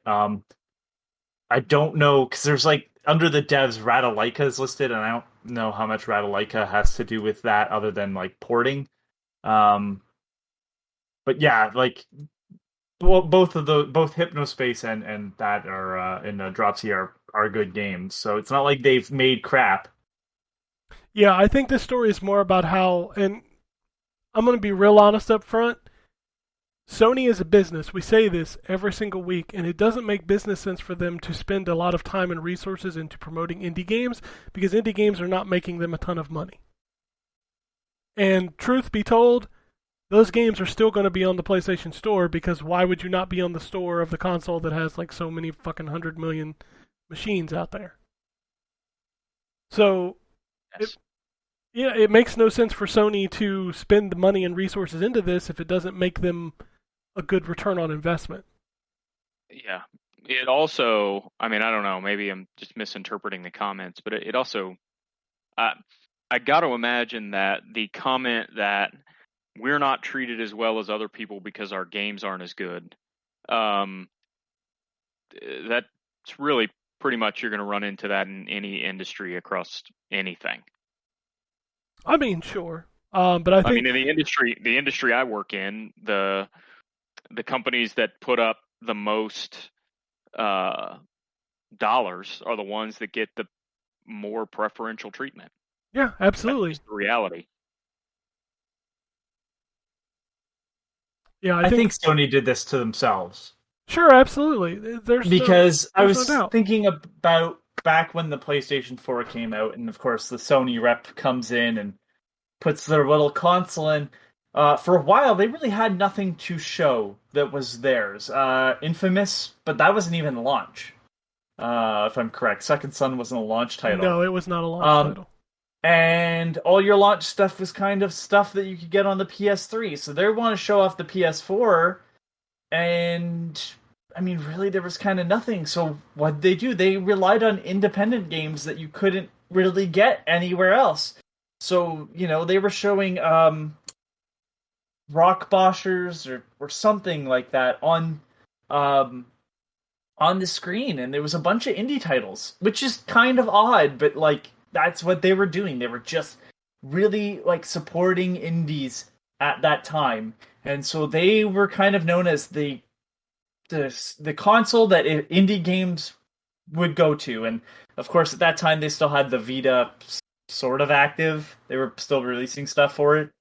And just as they became number one, like that stuff died off. So if you hadn't portrayed yourself as that, maybe the criticism wouldn't come, I guess. Yeah, like, I don't know if Sony was trying to be the good guy towards the end of the PS3, beginning of PS4 era because they were getting beat. Now they're not getting beat, so I mean the same could be said for Microsoft. If Microsoft wasn't getting beat so bad, would they really be as cool as they are right now? No, probably not. I'm not trying to, but I think that the difference. I think the difference is, and I guess not really, because like Sony was doing that with developers, and then Microsoft's just doing that, but with customers trying to look like the good guy. So I guess there's really no difference. Never mind. I was gonna say, like, the only person that really stays out of that is Nintendo, but they'll have their indie direct still. You know what I mean? Like I think part of it is just that I don't. Not that part of it is I can't really speak because I don't have a PS5, right? But at the same time, like the PS4 stopped showing indie stuff a while back. Yeah, so it's once they took the dominance, then it became not as important because their focus is. You can see their focus in the way they've assigned their leadership. Like if you remember the beginning of the PS4, it was Adam Boyes and Shuhei Yoshida and people, Jack Tretton and all these people who were really good, like front-facing voices. Now Shuhei Yoshida's been kind of pushed to the back. Jim Ryan is out front, which, I mean, if you listen to any time that man speaks, he hates fucking video games. He just likes money. That is what Sony said. They're like, we're going to make these big first-party blockbuster games, and we don't give a shit about anything else. And that's what they're going for, and it's working for them, so why would they stop? Right, I was going to say, to be fair, that was their approach last generation, and they dominated, so yeah. You can't necessarily blame them. If it ain't broke, don't fix it. Again, I'm not surprised by the comments made. They weren't a revelation for me. No. I kind of knew that already because, like, hey, Spelunky 2, everybody. Hey, that's a question in our tweets. Is it really? Yeah. Because that was a big title that came out. Hotline Miami. Those were Hotline Miami. I played Hotline Miami on my Vita. that is how I experienced that title. It was much better on PC, but still. Fun fact, That just Hotline died off. Miami just came to Xbox in the last 6 months. That's how long Yeah. it took to make it to the Xbox platform. Well, I mean, I don't know. I don't know if those devs even work on Hotline Miami. Like that probably was a Devolver project to port that over if it took any work. Yeah. But it's just weird to think about where the PlayStation 4 started and the stuff I was playing on there and how even that I've migrated away from it. Like, indie games don't generally go, we're launching on PC and PlayStation 4 anymore. It's PC and Switch. Yeah, PC. Switch is like the indie console dominant, and then most other indie developers who are getting kind of discussion right now are usually ones that drop into Game Pass, whether that be on PC or Xbox. Like, Switch is the dominant conversation for indie games now. And I want to just bring up one last thing, and not to bring back the subject from last week, but and that is probably why Blue Box, the conspiracy is happening, because Sony doesn't do that stuff anymore. So how is this independent studio all of a sudden making waves with nothing really under their belt, right? So like, there's this independent publish. Sony, you don't do this anymore. Like, it makes it seem weird. And again, I don't think there's anything more to that story really, but it is interesting because that is a fact that definitely makes it weird. So yeah. It is a business world, and you'll never hear anybody on this show deny that these companies are out to get your money, which not be your friend. Which also makes these people that defend their little plastic boxes and their games even more hilarious, because you're just a fucking slave to consumerism, and it's so hilarious to me. About you. What's that? I said they don't give a shit about you. No, they don't give two fucks about you. That was the Drew will remember this, but the grifter that we kind of behind the scenes reference all the time. Do you know why he was initially an Xbox person and then became a PlayStation person? Do you know why? I know why. PlayStation give him free shit? Is that the person we're talking about? No. No. Go ahead, Drew. Tell the story because it's fucking hilarious. He was upset that there was a game going to PC, I think. Because it was supposed to be an Xbox, in finger quotes, exclusive. Yeah, an Xbox exclusive, but it also went to PC, and he said that's a load of crap. He also tweeted this to Phil Spencer, to which Phil Spencer replied to him saying, dude, why are you upset that there is a game on PC? Everybody should be able to play our games. After that day, he decided he was going to be a PlayStation fan from now on, and now shit's on Xbox. Yeah, I mean, if you go to his Twitter feed, he mentions the word Xbox in almost every tweet that he puts out. Hilarious. And I'm just like, dude, I think the best, and I've said this before, the best comment I've ever seen is like, go say to your significant other what you're tweeting and see how they respond to you. Yeah. Go to your friends and family and tell them what you just tweeted and see how they look at you. Listen, I mean, the reality is it doesn't matter if you're an Xbox fanboy or a PlayStation fanboy. If you want to know how much either one of those companies gives a shit about you, pull out your wallet, and the length of that black strip on the back of your credit card, that's how much they give a shit about you. The only numbers they want from you are your CCV code. They don't care about anything else. You're a consumer in this model. That's it. That's what you are. My goodness. For the players, hashtag. Yeah. Well, we can laugh all day at that guy, but he's got more listeners than we do. That's fine. I don't want the listeners that he has, Drew. I know, but at the same time, I'm just like, God. People flock to negativity. If we literally ran a show that shat on a console, like specifically, and praised the other console and like basically ran damage control, we would be huge. You know that. You know it takes zero effort to be that guy. if you keep eating Taco Bell every day, you will be huge. That's a bad comparison on this podcast. What Taco You Bell? might have You can actually eat Taco people Bell on this every day. podcast that are eating Taco Bell every day. So I mean, I would eat Taco Bell. I feel like every time we wrap this podcast, Ken is talking about how he's got to go because his Taco Bell's here. That's what I mean. Although let's talk about Anthony's miss in from last week's show where Ryan was already gone. Do you know that Anthony had never had a Five Guys burger? Oh man, that's a real shame. I know. That's a real shame. Did you remedy that this week, Anthony? Pleading the fifth? You guys have Five Guys up there?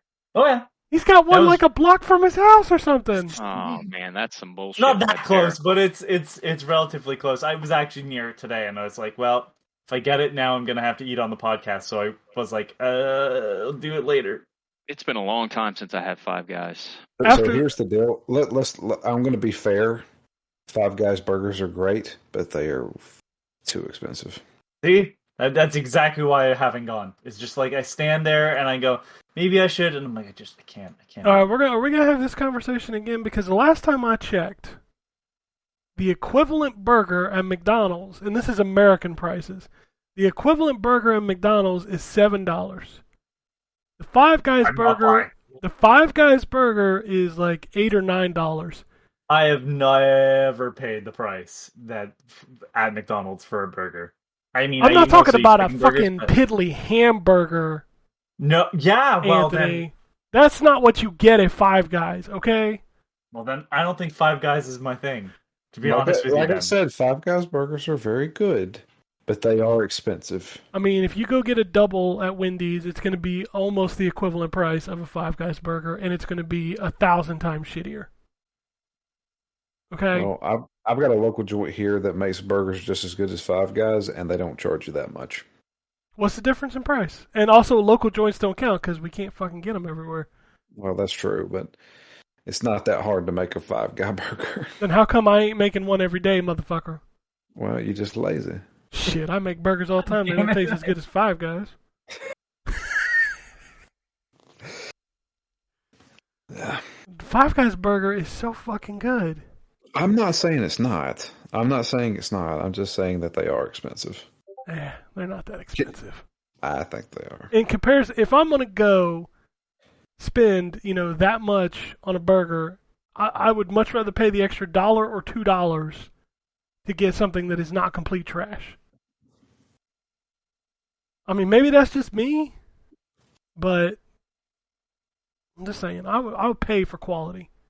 Okay. Get what you pay for.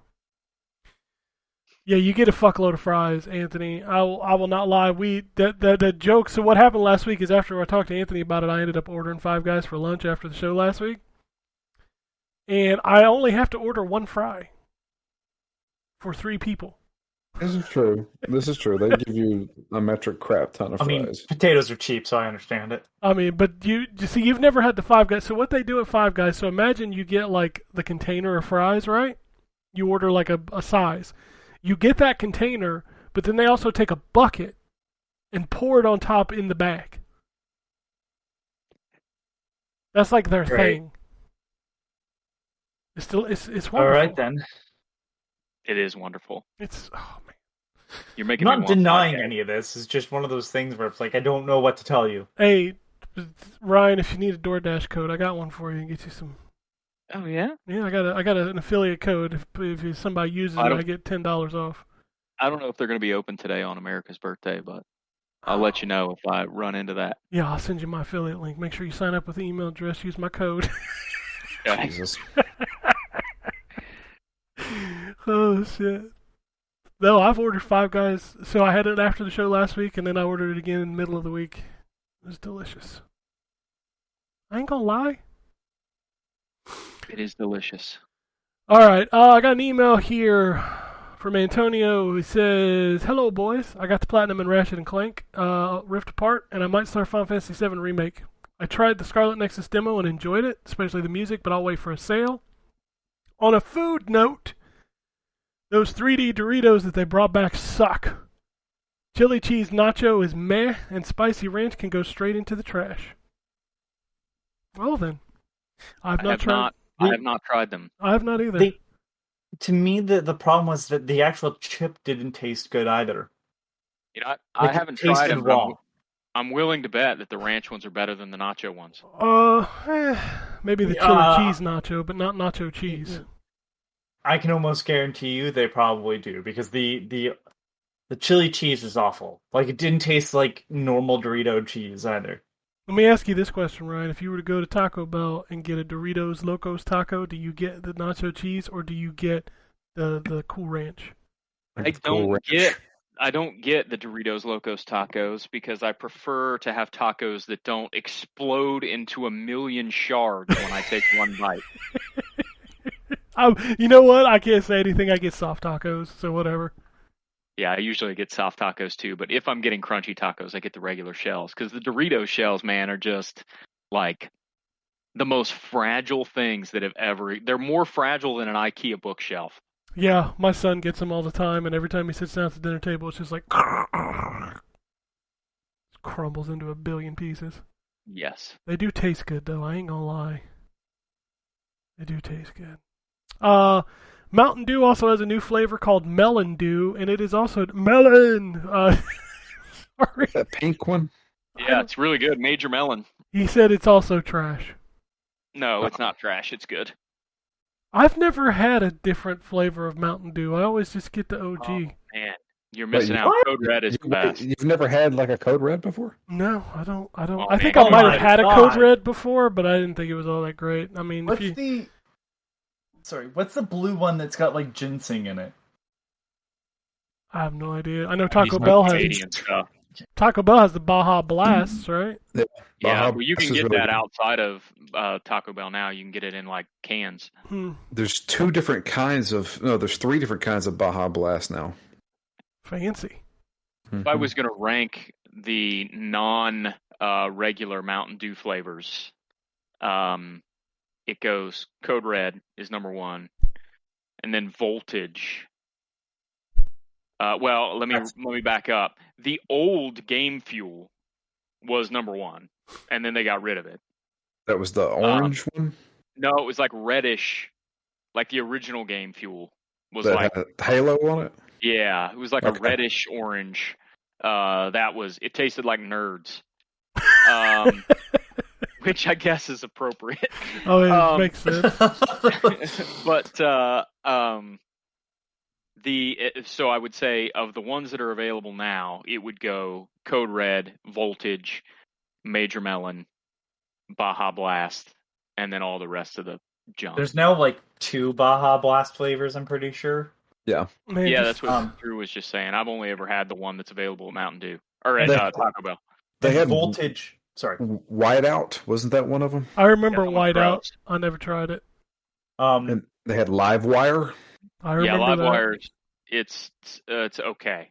There was Supernova for a while, Mhm. which I don't even know was what that is. it was, was- strawberry with ginseng, strawberry melon with ginseng, which is it was the red version of Voltage. Voltage stuck around. Obviously, Supernova didn't. There was Voltage is also Midnight Black or something yeah, like that. that stuff was gross. That was grape, right? Yeah, something like that. It was that stuff was like, I mean, you only use that to clean like automotive parts or something. That stuff was gross. Motherfuckers, I just go and I get the one with Jiggle Billy on the it- box. The And then they OG.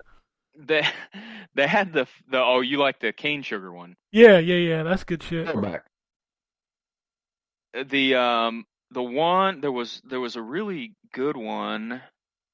Yeah, so they also have these fancier Mountain Dews, like this one, Energy which drinks? is actually pretty good. No, so they have this one, which is called Mountain Dew Green Label, Oh my god, which is that looks just green awful. apple kiwi. And then they have a Mountain Dew White Label as well. Is this shit like Johnny Walker now? What the hell? Which is they have a black label, which is gross. It's dark berry and it's not good. And they have white label, which is crafted tropical citrus, which is actually pretty good. The hell is just get fucking Mountain Dew. Also, the voltage is actually fantastic. I really like voltage. Yeah, that one's really the voltage is the one that tastes the closest to the old Game Fuel that I've found so far. Okay, because that's the one that I was trying to think of with ginseng. Oh, okay. Yeah, it's got ginseng in it. Like if you don't see it unless you look at like the label, which tells you it's like blue raspberry citrus flavored with ginseng. Gotcha. So, and it's So- not like you taste it. If anybody's out there listening, it's like you don't taste the ginseng at all. So there's two things. The first one being they stopped making it. It was in the I say mid 2000s. They made a energy drink called MDX, which was Mountain Dew yeah. Extreme. Yep, I remember MDX. I was working at a grocery store at the time, and we had a promotion deal where you could buy one of those for 50 cents. I didn't know what they were because they weren't in the conventional energy drink cans, which I was used to Red Bull at that point. So I bought like 3 of those and chugged them during my shift. Good lord.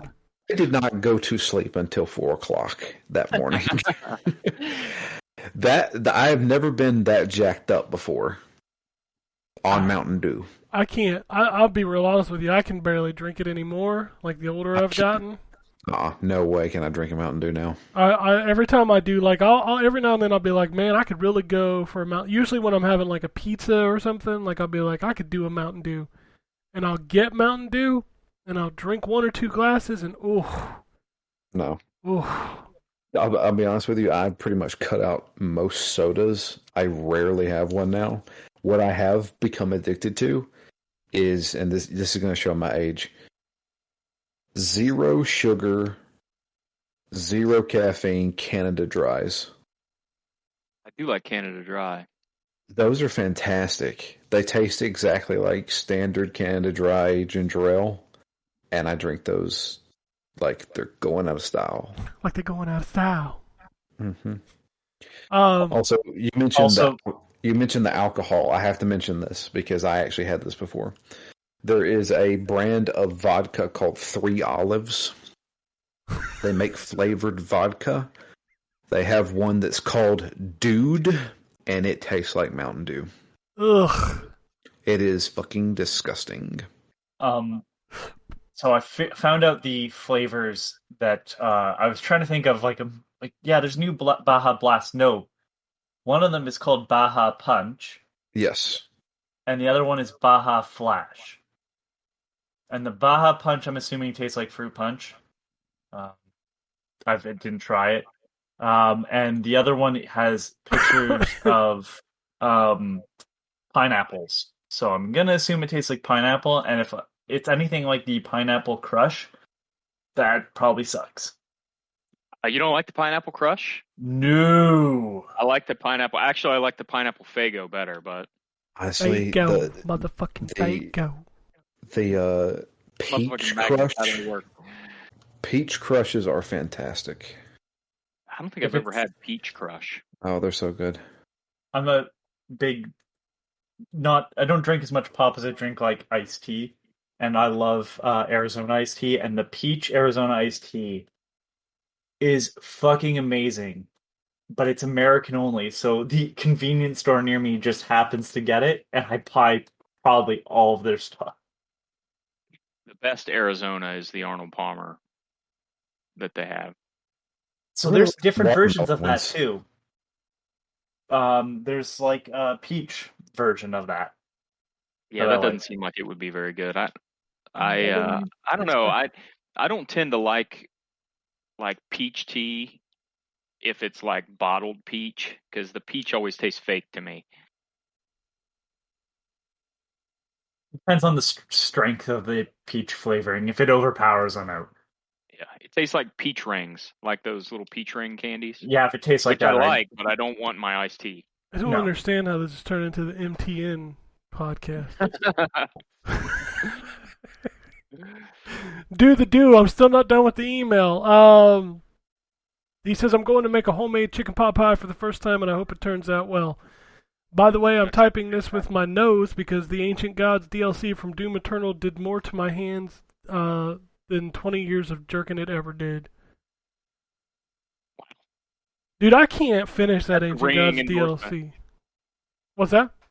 So that's a ringing endorsement. I can't finish it. So I booted that back up this week with the 4K Series X patch, and I'm in a part in that DLC where the combat arena is basically like these new enemies that you can only attack when they throw an attack, surrounded by a possessed demon, a named demon, a bunch of minor demons, and it takes about 20 minutes to finish that.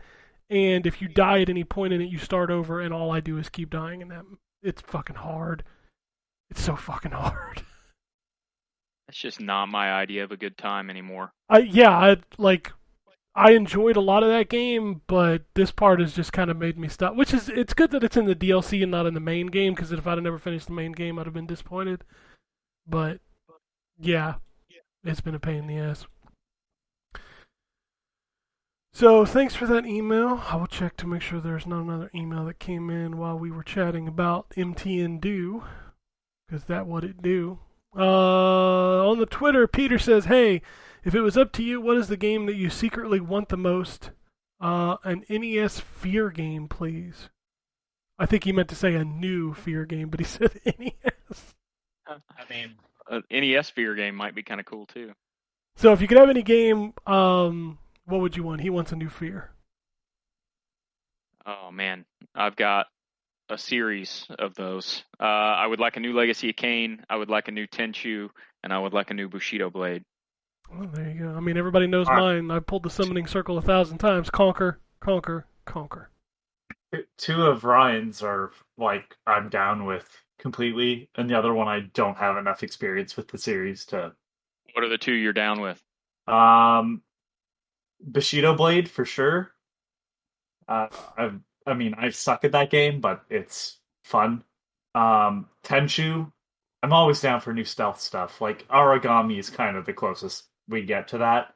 But I don't have enough history or time with Legacy of Kain, so I can't be like, yeah, new Soul Reaver or whatever.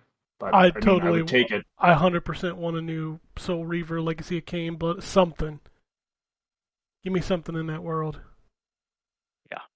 Drew? Does it have to be an existing franchise? Are you going to say the Ninja Turtles game from Rocksteady again? You know that's what he's Yes, going to say. Of course I am.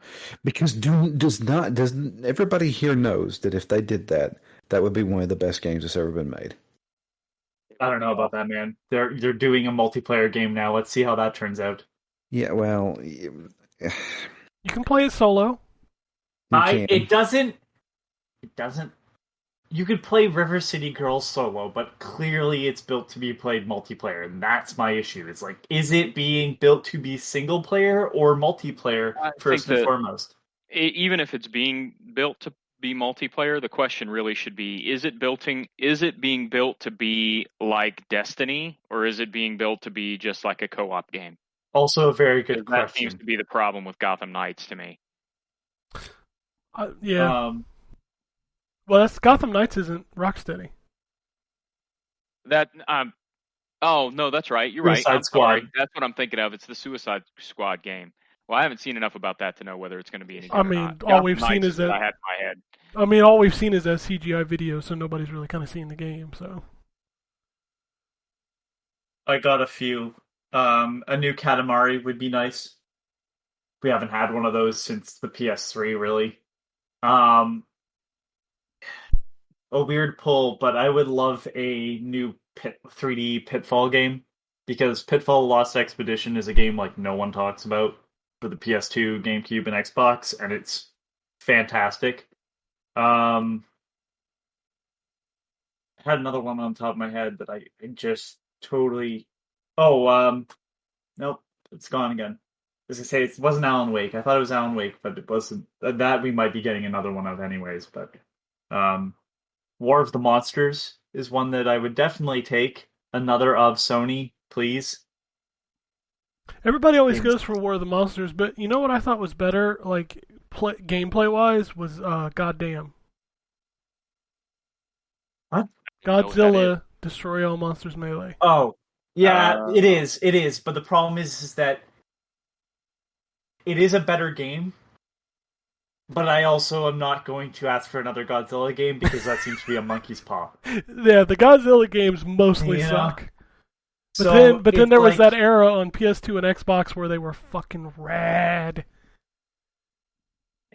Yeah, I just don't want to ask for a Godzilla game because we get Godzilla PS4 out of it. You know? Oh, that thing was so bad. I need to finish it so I could sell my copy for like $250. I remember importing Godzilla Generations on the Dreamcast, and I was so disappointed in that game. Ugh, Godzilla games. Why do you have to suck outside of that? Those PS2, Xbox era games. If we want my unrealistic, like super unrealistic though, they'll never happen. I want that second Prey game. Oh, that the was Human Head one? promised.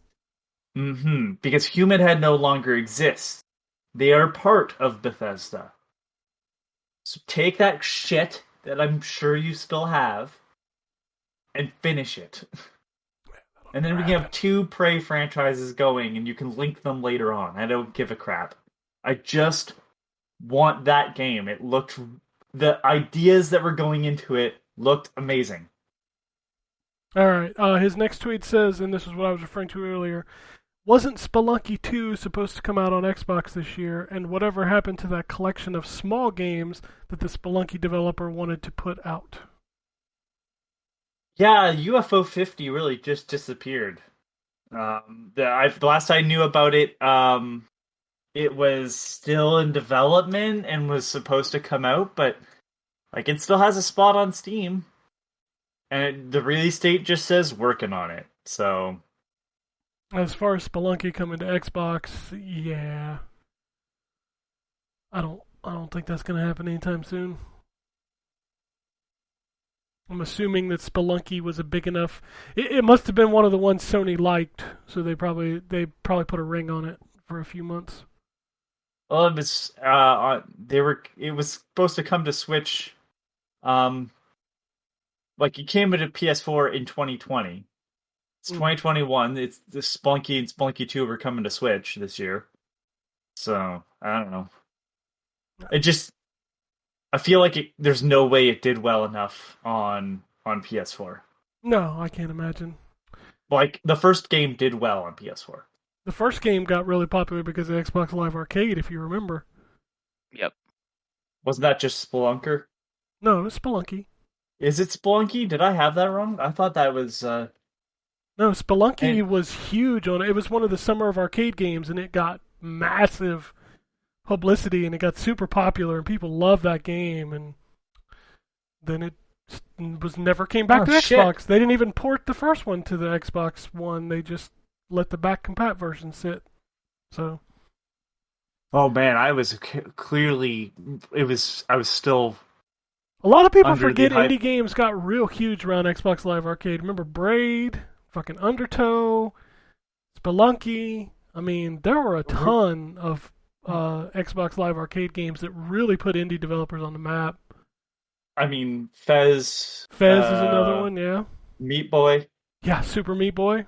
And then what's funny is all these games, most of them have not come back to Xbox, which is kind of hilarious.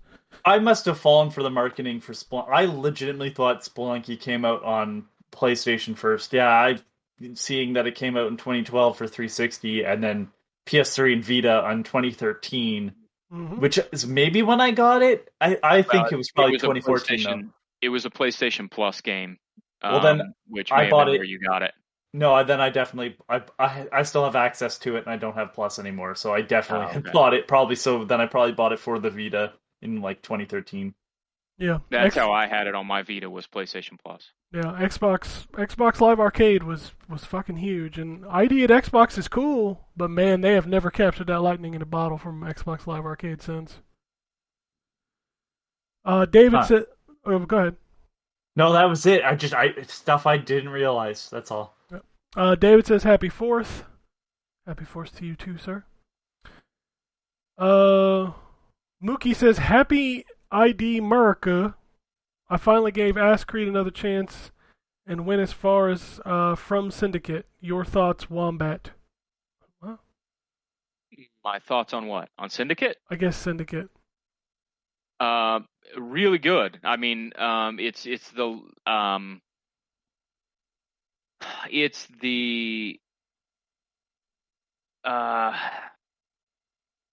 I don't know.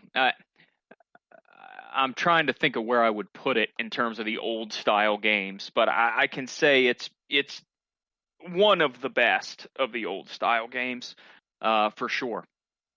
Yeah, the main characters were great. It's got maybe the best villain in the franchise. So yeah, really, really like Syndicate a lot. I like the base being on a train too, by the way, and the train slowly circles the city. That was, I thought, neat. Says, "I feel good after convincing another friend to play Deep Rock Galactic." And then he says, "I think I have an interesting analysis of the transformation of the Assassin's Creed series and would love to hear Ryan and Ken thoughts." I think we've done that like a billion times, right? Thoughts just on the transition of the series? Yeah, from like the old style to the new style. We've talked about that Yeah. a lot. Yeah, I mean, it's the new style was basically the outgrowth of the fact that they had done the old style on a yearly basis for a long time. They had crammed way too many icons and things to do and stuff like that. It was just time for the series to change. Like, it started, it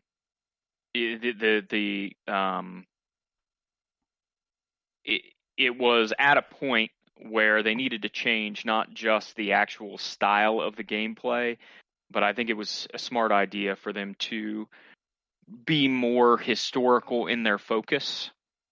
And, with the new generation, they were able to, do more open world stuff, which, everybody was doing at the time. So it was just kind of the natural progression. Once you started cramming as many different things as they did into the cities and trying to make the environments bigger and more open, it was just kind of natural that you would. I mean, the first Assassin's Creed has open world pieces to it. You ride a horse from one city to the next. They just, on the technology, couldn't do what they can do now. So it was, I think, always the natural evolution of the series. I would be interested to hear what his analysis is. Yeah, I don't have it. So if you want to send it to us next week in an email, you do that.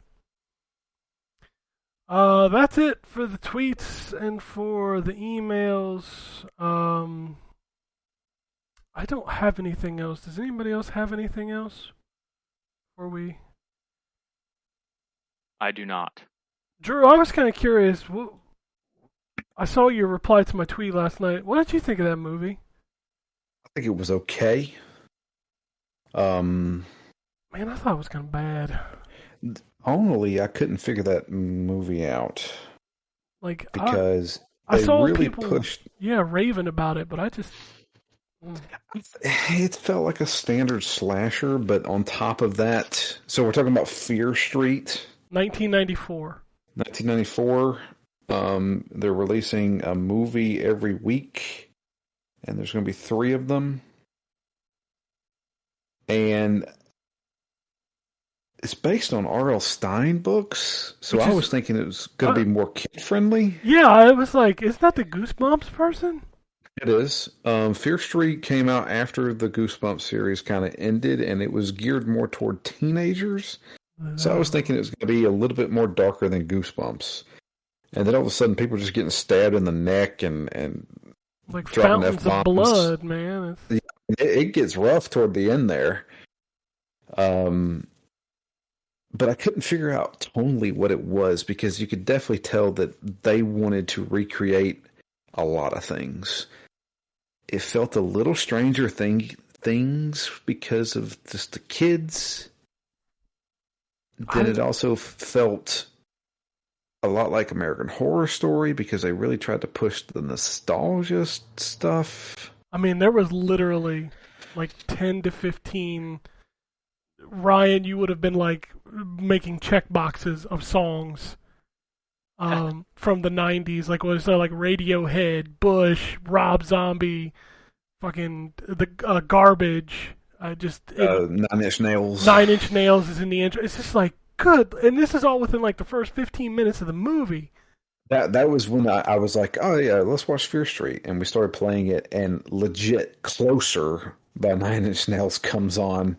And I'm like, is this a kid's movie? Yeah.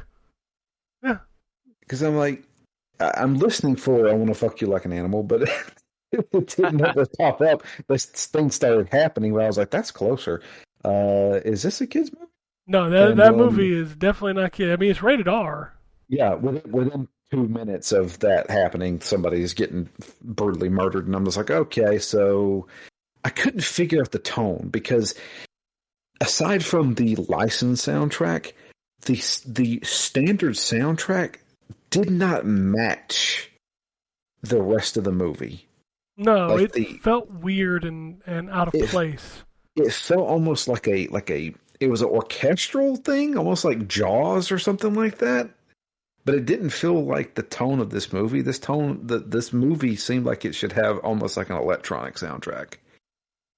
Yeah, and it was weird. Like I didn't mind it. I mean, it's supernatural. And they're obviously tying the other two movies together, but my problem with it was that I didn't care. Like, I didn't get like attached to any of the characters. Like, I didn't care, and the main motivation of the movie, the witch, like I didn't feel like they really explained that well enough for me to care about that character either. It's weird because that movie felt like that it was slow as a snail's crawl, and then all of a sudden blazing fast. And I was just like, whoa, like we're moving along right away, and then all of a sudden now we're going to be staying here for the next 15 minutes. I'm like, wow, okay. I don't know. Me and my wife watched it. She said that she's like, that's how she was. I was like, what do you think? I think the biggest question next is like, are you going to watch the other two? Yes. I mean, we're invested at this point. I guess. I don't know. I tried to watch that and I couldn't get into it. And then like I saw, what was funny to me was that I saw all these people like ranting and raving about Fear Street like it was one of the best things they'd ever seen. And then I watched it and I'm like, no. No. And then I saw people shit all over the Tomorrow War, and I went and watched that, and I enjoyed the fuck out of that movie. I don't even know what that is. It's on Amazon Prime. It's basically a movie with Chris Pratt about aliens invade the Earth in 30 years, and the people from 30 years in the future come back and recruit civilians to go into the future to fight the aliens because they're going to lose. And it's couldn't you just prepare the people since you went back in time? But they didn't know how to beat them. Like, they explain it in the movie, and that's why people have problems with it, is like the timeline is literally like there are two spots and they're constantly moving forward, so we can't transport you to different times. Like, and people like got hung up on that. They're like, what? I was like, dude, it's a time travel movie. Shit ain't real. How do you know how it works? Yeah. I don't care. It was Chris Pratt shooting these really cool looking fucking aliens, and I'm like, this is a cool movie. And I enjoyed it. And it's got fucking jacked J.K. Simmons in it. So let me ask you this, and I'll suggest this to anybody out there. If you're looking for a really good horror movie that a lot of people didn't talk about, The Autopsy of Jane Doe. What the hell's that on? It was on Netflix. I don't know if it's still on there now, but that's a crazy one. At this point, we treat streaming services like channels. Like, what channel is that on? Yeah. Yeah. What time's it come on? what channel that be on? Do I pay the $10 a month for that one? Right. Yeah, the Autopsy of Jane Doe. My wife hated it because it was creepy and gory, but that was legit. Have you guys watched the Purge movies? I've watched the first two, and I'm like, yeah, I'm done. I mean, they kind of just. I'm invested. Unfortunately, somebody just gifted them to me on iTunes because they wanted me to watch them. So I watched all 4 of them, and I'm like, okay, I see what you're doing. And I guess there's a new one that just came out, Forever the Purge. Forever Purge, and I'm just like, okay. So my thought was, the purge lasts forever now. I like the first one. I thought the second one was kind of meh. It was. The third one I enjoyed more, and then the That fourth was the one with the vice president. she was running for president. Okay, running for president. That's right. Yeah, and then the fourth one I actually think was my second favorite. I still think the first one's the best because it was just like a simple idea. Yeah, and that's what they should have left it at. Yeah, Horror should always be a simple, or I guess those movies are kind of horror. Like, Yeah. simple ideas work. Yeah. I guess it's adjacent to, but like, it's like Drew and I have talked about Paranormal Activity. Yeah. First one's okay. Like, it's good. It's a good movie, but it's good. very slow. Yes. The second movie is fantastic. Yes. And then stop watching. Yes. The third one is okay, and the fourth one is bad. It is so bad. I'm gonna give you one to watch if you have the service. I believe it's Paramount Plus. I do not have that. Okay, there's a movie called Area 51. It's from the guy that did Paranormal Activity, Mm-hmm. but it's about this group of kids that sneak into Area 51.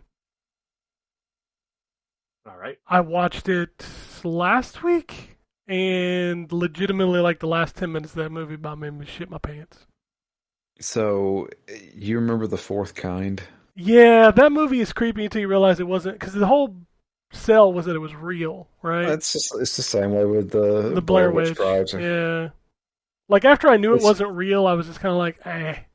Sure, but the Blair Witch Project, I don't care what anybody says. I know it was the birth of found footage or whatever, but that first movie is fucking creepy. It is creepy.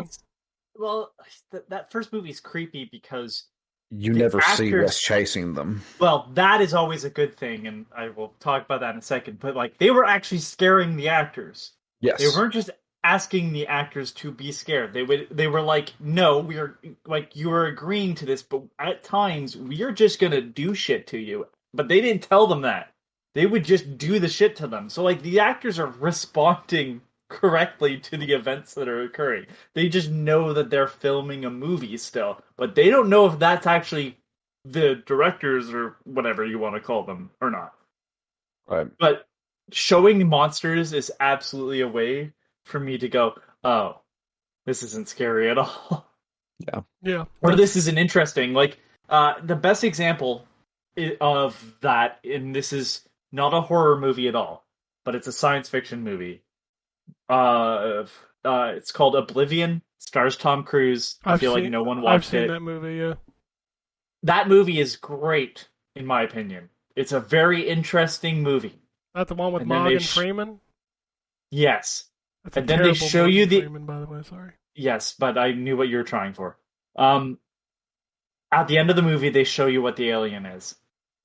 And it is so lackluster, you go, I wish you hadn't shown me that. You know the only movie And that so- pulled that off was Signs. Yep. Yeah, you know what? You're actually right. That is the only time where it's like, you show it to me and like, yep, that is, I'm good. I wish I hadn't. Oh seen god, that yeah. because Like it's I still have creepy. nightmares about that fucking scene of the reflection in the goddamn Underneath TV. the door! The door is terrifying. The roof of the barn? Come on, God man. damn, Ben! Oh, the knife under the door is the one that's stuck in my mind forever. That whole movie is just I don't think you were there with us, Ryan. When it was me, Brian, Tracy, we went to see that movie. I basically screamed in the theater. That movie still scares the piss out of me to this day. It's one of my favorite movies, but I can't watch it. Here's the thing. I feel like people give M. Night Shyamalan a lot of shit when he actually made some pretty damn good movies. I love a lot of The his problem movies. was not that he made some good movies. It's the problem is, I don't know when it happened exactly. I want to say The Village, but I can't recall what order the movies came out. Unbreakable. Oh wow, okay, this is good. The ending kind of sucks, but like whatever. Ah, He dude, did it. are you kidding me? Unbreakable's his best fucking movie. Ah, The Signs ending is his kind of best sucks movie. for the. No. Yes. I mean, the ending isn't it just text? On Unbreakable. Unbreakable was really good, but at the very end, when he said they call me Mr. Glass, I legitimately laughed out loud. It was supposed to be a comic book thing. I know what it was, but it was still. All I still laughed out remember loud. is being like, because I watched that. Oh shit, 2000. Yeah, I was young because I watched that not too far after release. Yeah, I just remember being disappointed at the end. I don't know why I think it was text. I don't want to spoil just- anything, but it- y'all it know got- that's not the only movie, right? Hold Yes. on. Okay. Okay. Then signs again. The door sequences forever. Swing away. That Signs is probably my favorite movie from him. Yeah, it's And mine. then The Village, which is like. I actually fine. thought The Village was pretty good. The Village was fine, but the problem at that point, everybody knew what his shtick was. Yeah. So you weren't surprised when you got the reveal. You're like, oh, okay. Yeah, I guess that to me it's like I feel like everybody's given that movie too much shit because it's not bad. But then he did like shit like Lady in the Water, which oh my fucking god. Apparently, his child helped him write that movie. I didn't hate Yeah, that movie, but I seems didn't like love it was it. written by a child. Yeah, I didn't Yeah. hate it, but I didn't love it. But it's like he started to like really sniff his own farts around that time. He And made it was like- Avatar. Oh no, Hey, you he forgot made the about, last Airbender. You forgot. You also forgot about The Happening. The Happening. Oh, Oh, the my God, Marky The Mark Happening. movie. Oh, With the it's like yeah. he just started to keep doing the same shit, and it was like it went beyond shtick. It was like, no, this is how screenwriting is done, and you're like, oh fucking, I want to gouge my eyeballs out. These are bad movies. And then The Last Airbender, which is just one of the worst fucking movies. Yeah, sorry, I ever didn't mean made. Avatar. Did I say Avatar: The Last Airbender? Yeah, I mean it's based Yeah. off of it's just called The Last Airbender. I'm Last pretty sure Airbender. because Oh, do you know? Avatar the movie, You know what other pile of shit he made? the one with the old folks in the house. Which No, was I like The Visit. Leave The Visit alone. The Visit was like, oh, maybe he can still do good movies, and now he's doing that stupid Shoreline one, and I went, oh no, he can't. No. Sorry, which one? The After Earth. Did he make That was that him? movie? Yeah. Yes, That was him. that was him. How do you put M. Night Shyamalan, which is a director I like, and Will Smith, an actor who I really like, and you make a bad I can movie? Well, I can tell you why.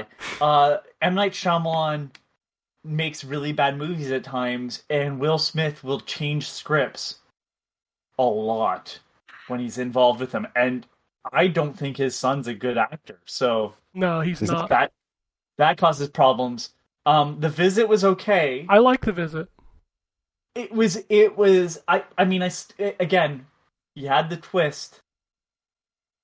He produced that terrible Devil movie. Devil was the one I was going to bring up. I saw that in theaters, and I was like, It just he's didn't. running. It just didn't do anything, you know. It was- Yep. The big twist was something that you didn't think could happen. Yeah. Has Um, anybody seen his show? He's got a show. There's a show. On Apple TV, it's called Servant. No. Yeah, I've been No. watching. I watched the first season and like the first 3 episodes of the second season. It's actually pretty good. Is it Well, like suspenseful and It's stuff? very suspenseful. It's very You know what? creepy. I wonder if that's a better place for him, because then he doesn't have to do his twist in the same part where I've watched the build-up. Right? Like, yeah, a television show would have a twist at some point, but maybe it doesn't come. It wouldn't come right away, right? So it's like I don't expect in the next hour to find out what's actually going on. Glass and Split. Split's fine. Split was a Split's really fine. good movie with a OMG at the end of it, which, by the way, I never had spoiled. Yeah, same here. I had it spoiled. The problem with Split now is that Actually, once you know the twist of it, you don't really need to watch that movie. I don't know. I Glass. like the movie though. It's a. How did you feel about Glass? Glass is. Glass is a bad movie. Did not Glad watch Glass. Good Yeah, for you. I didn't mind it, I guess. it's an okay So movie, but it's not a good end to that. No. Especially It's not how just- it. Especially it's how up it to me. ends. It's so Yeah. fucking bad. Oh, I was so disappointed with the way it ended. I was like, really? That's how you're gonna do it? Ugh. It was also clearly done cheap. Yeah. The new movie he has coming out where people age quickly on the beach. I mean, that's enough for me to go. It's Shyamalan. There's some weird shit going on. I'll watch it. It looks bad.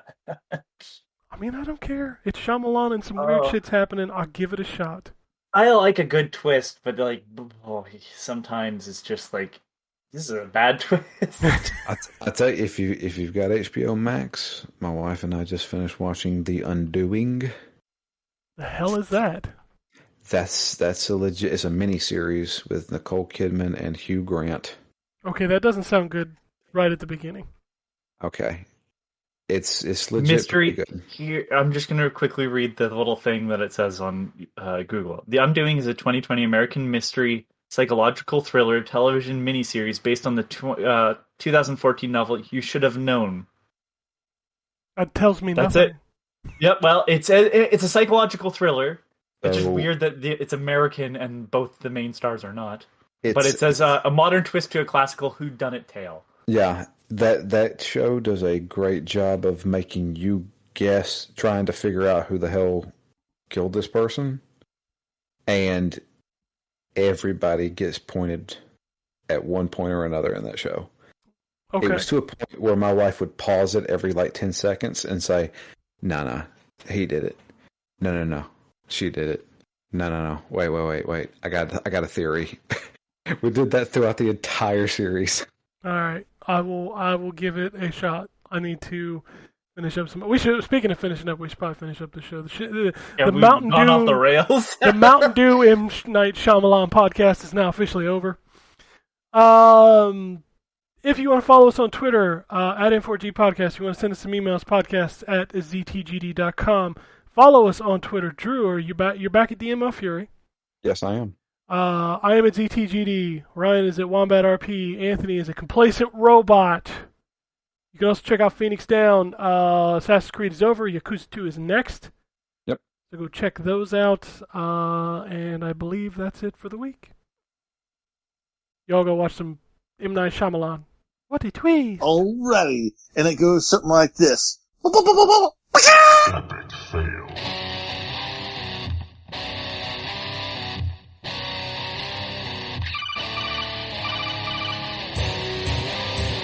Welcome to the N4G Podcast.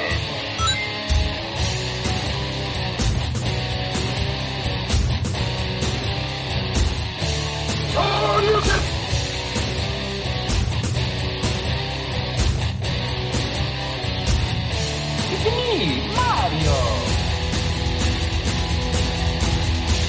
This is going to be a very interesting episode. Gather time. Greetings, programs. I got lost trying to find my way to the secret underground N4G Radio lair. The Wombat. And Always so being angry. Killer Wolverine.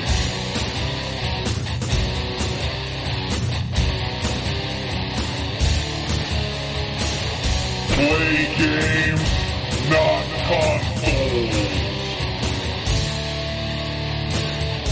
No fanboys allowed. And then I killed the dragon. 8.0. Killed the dragon.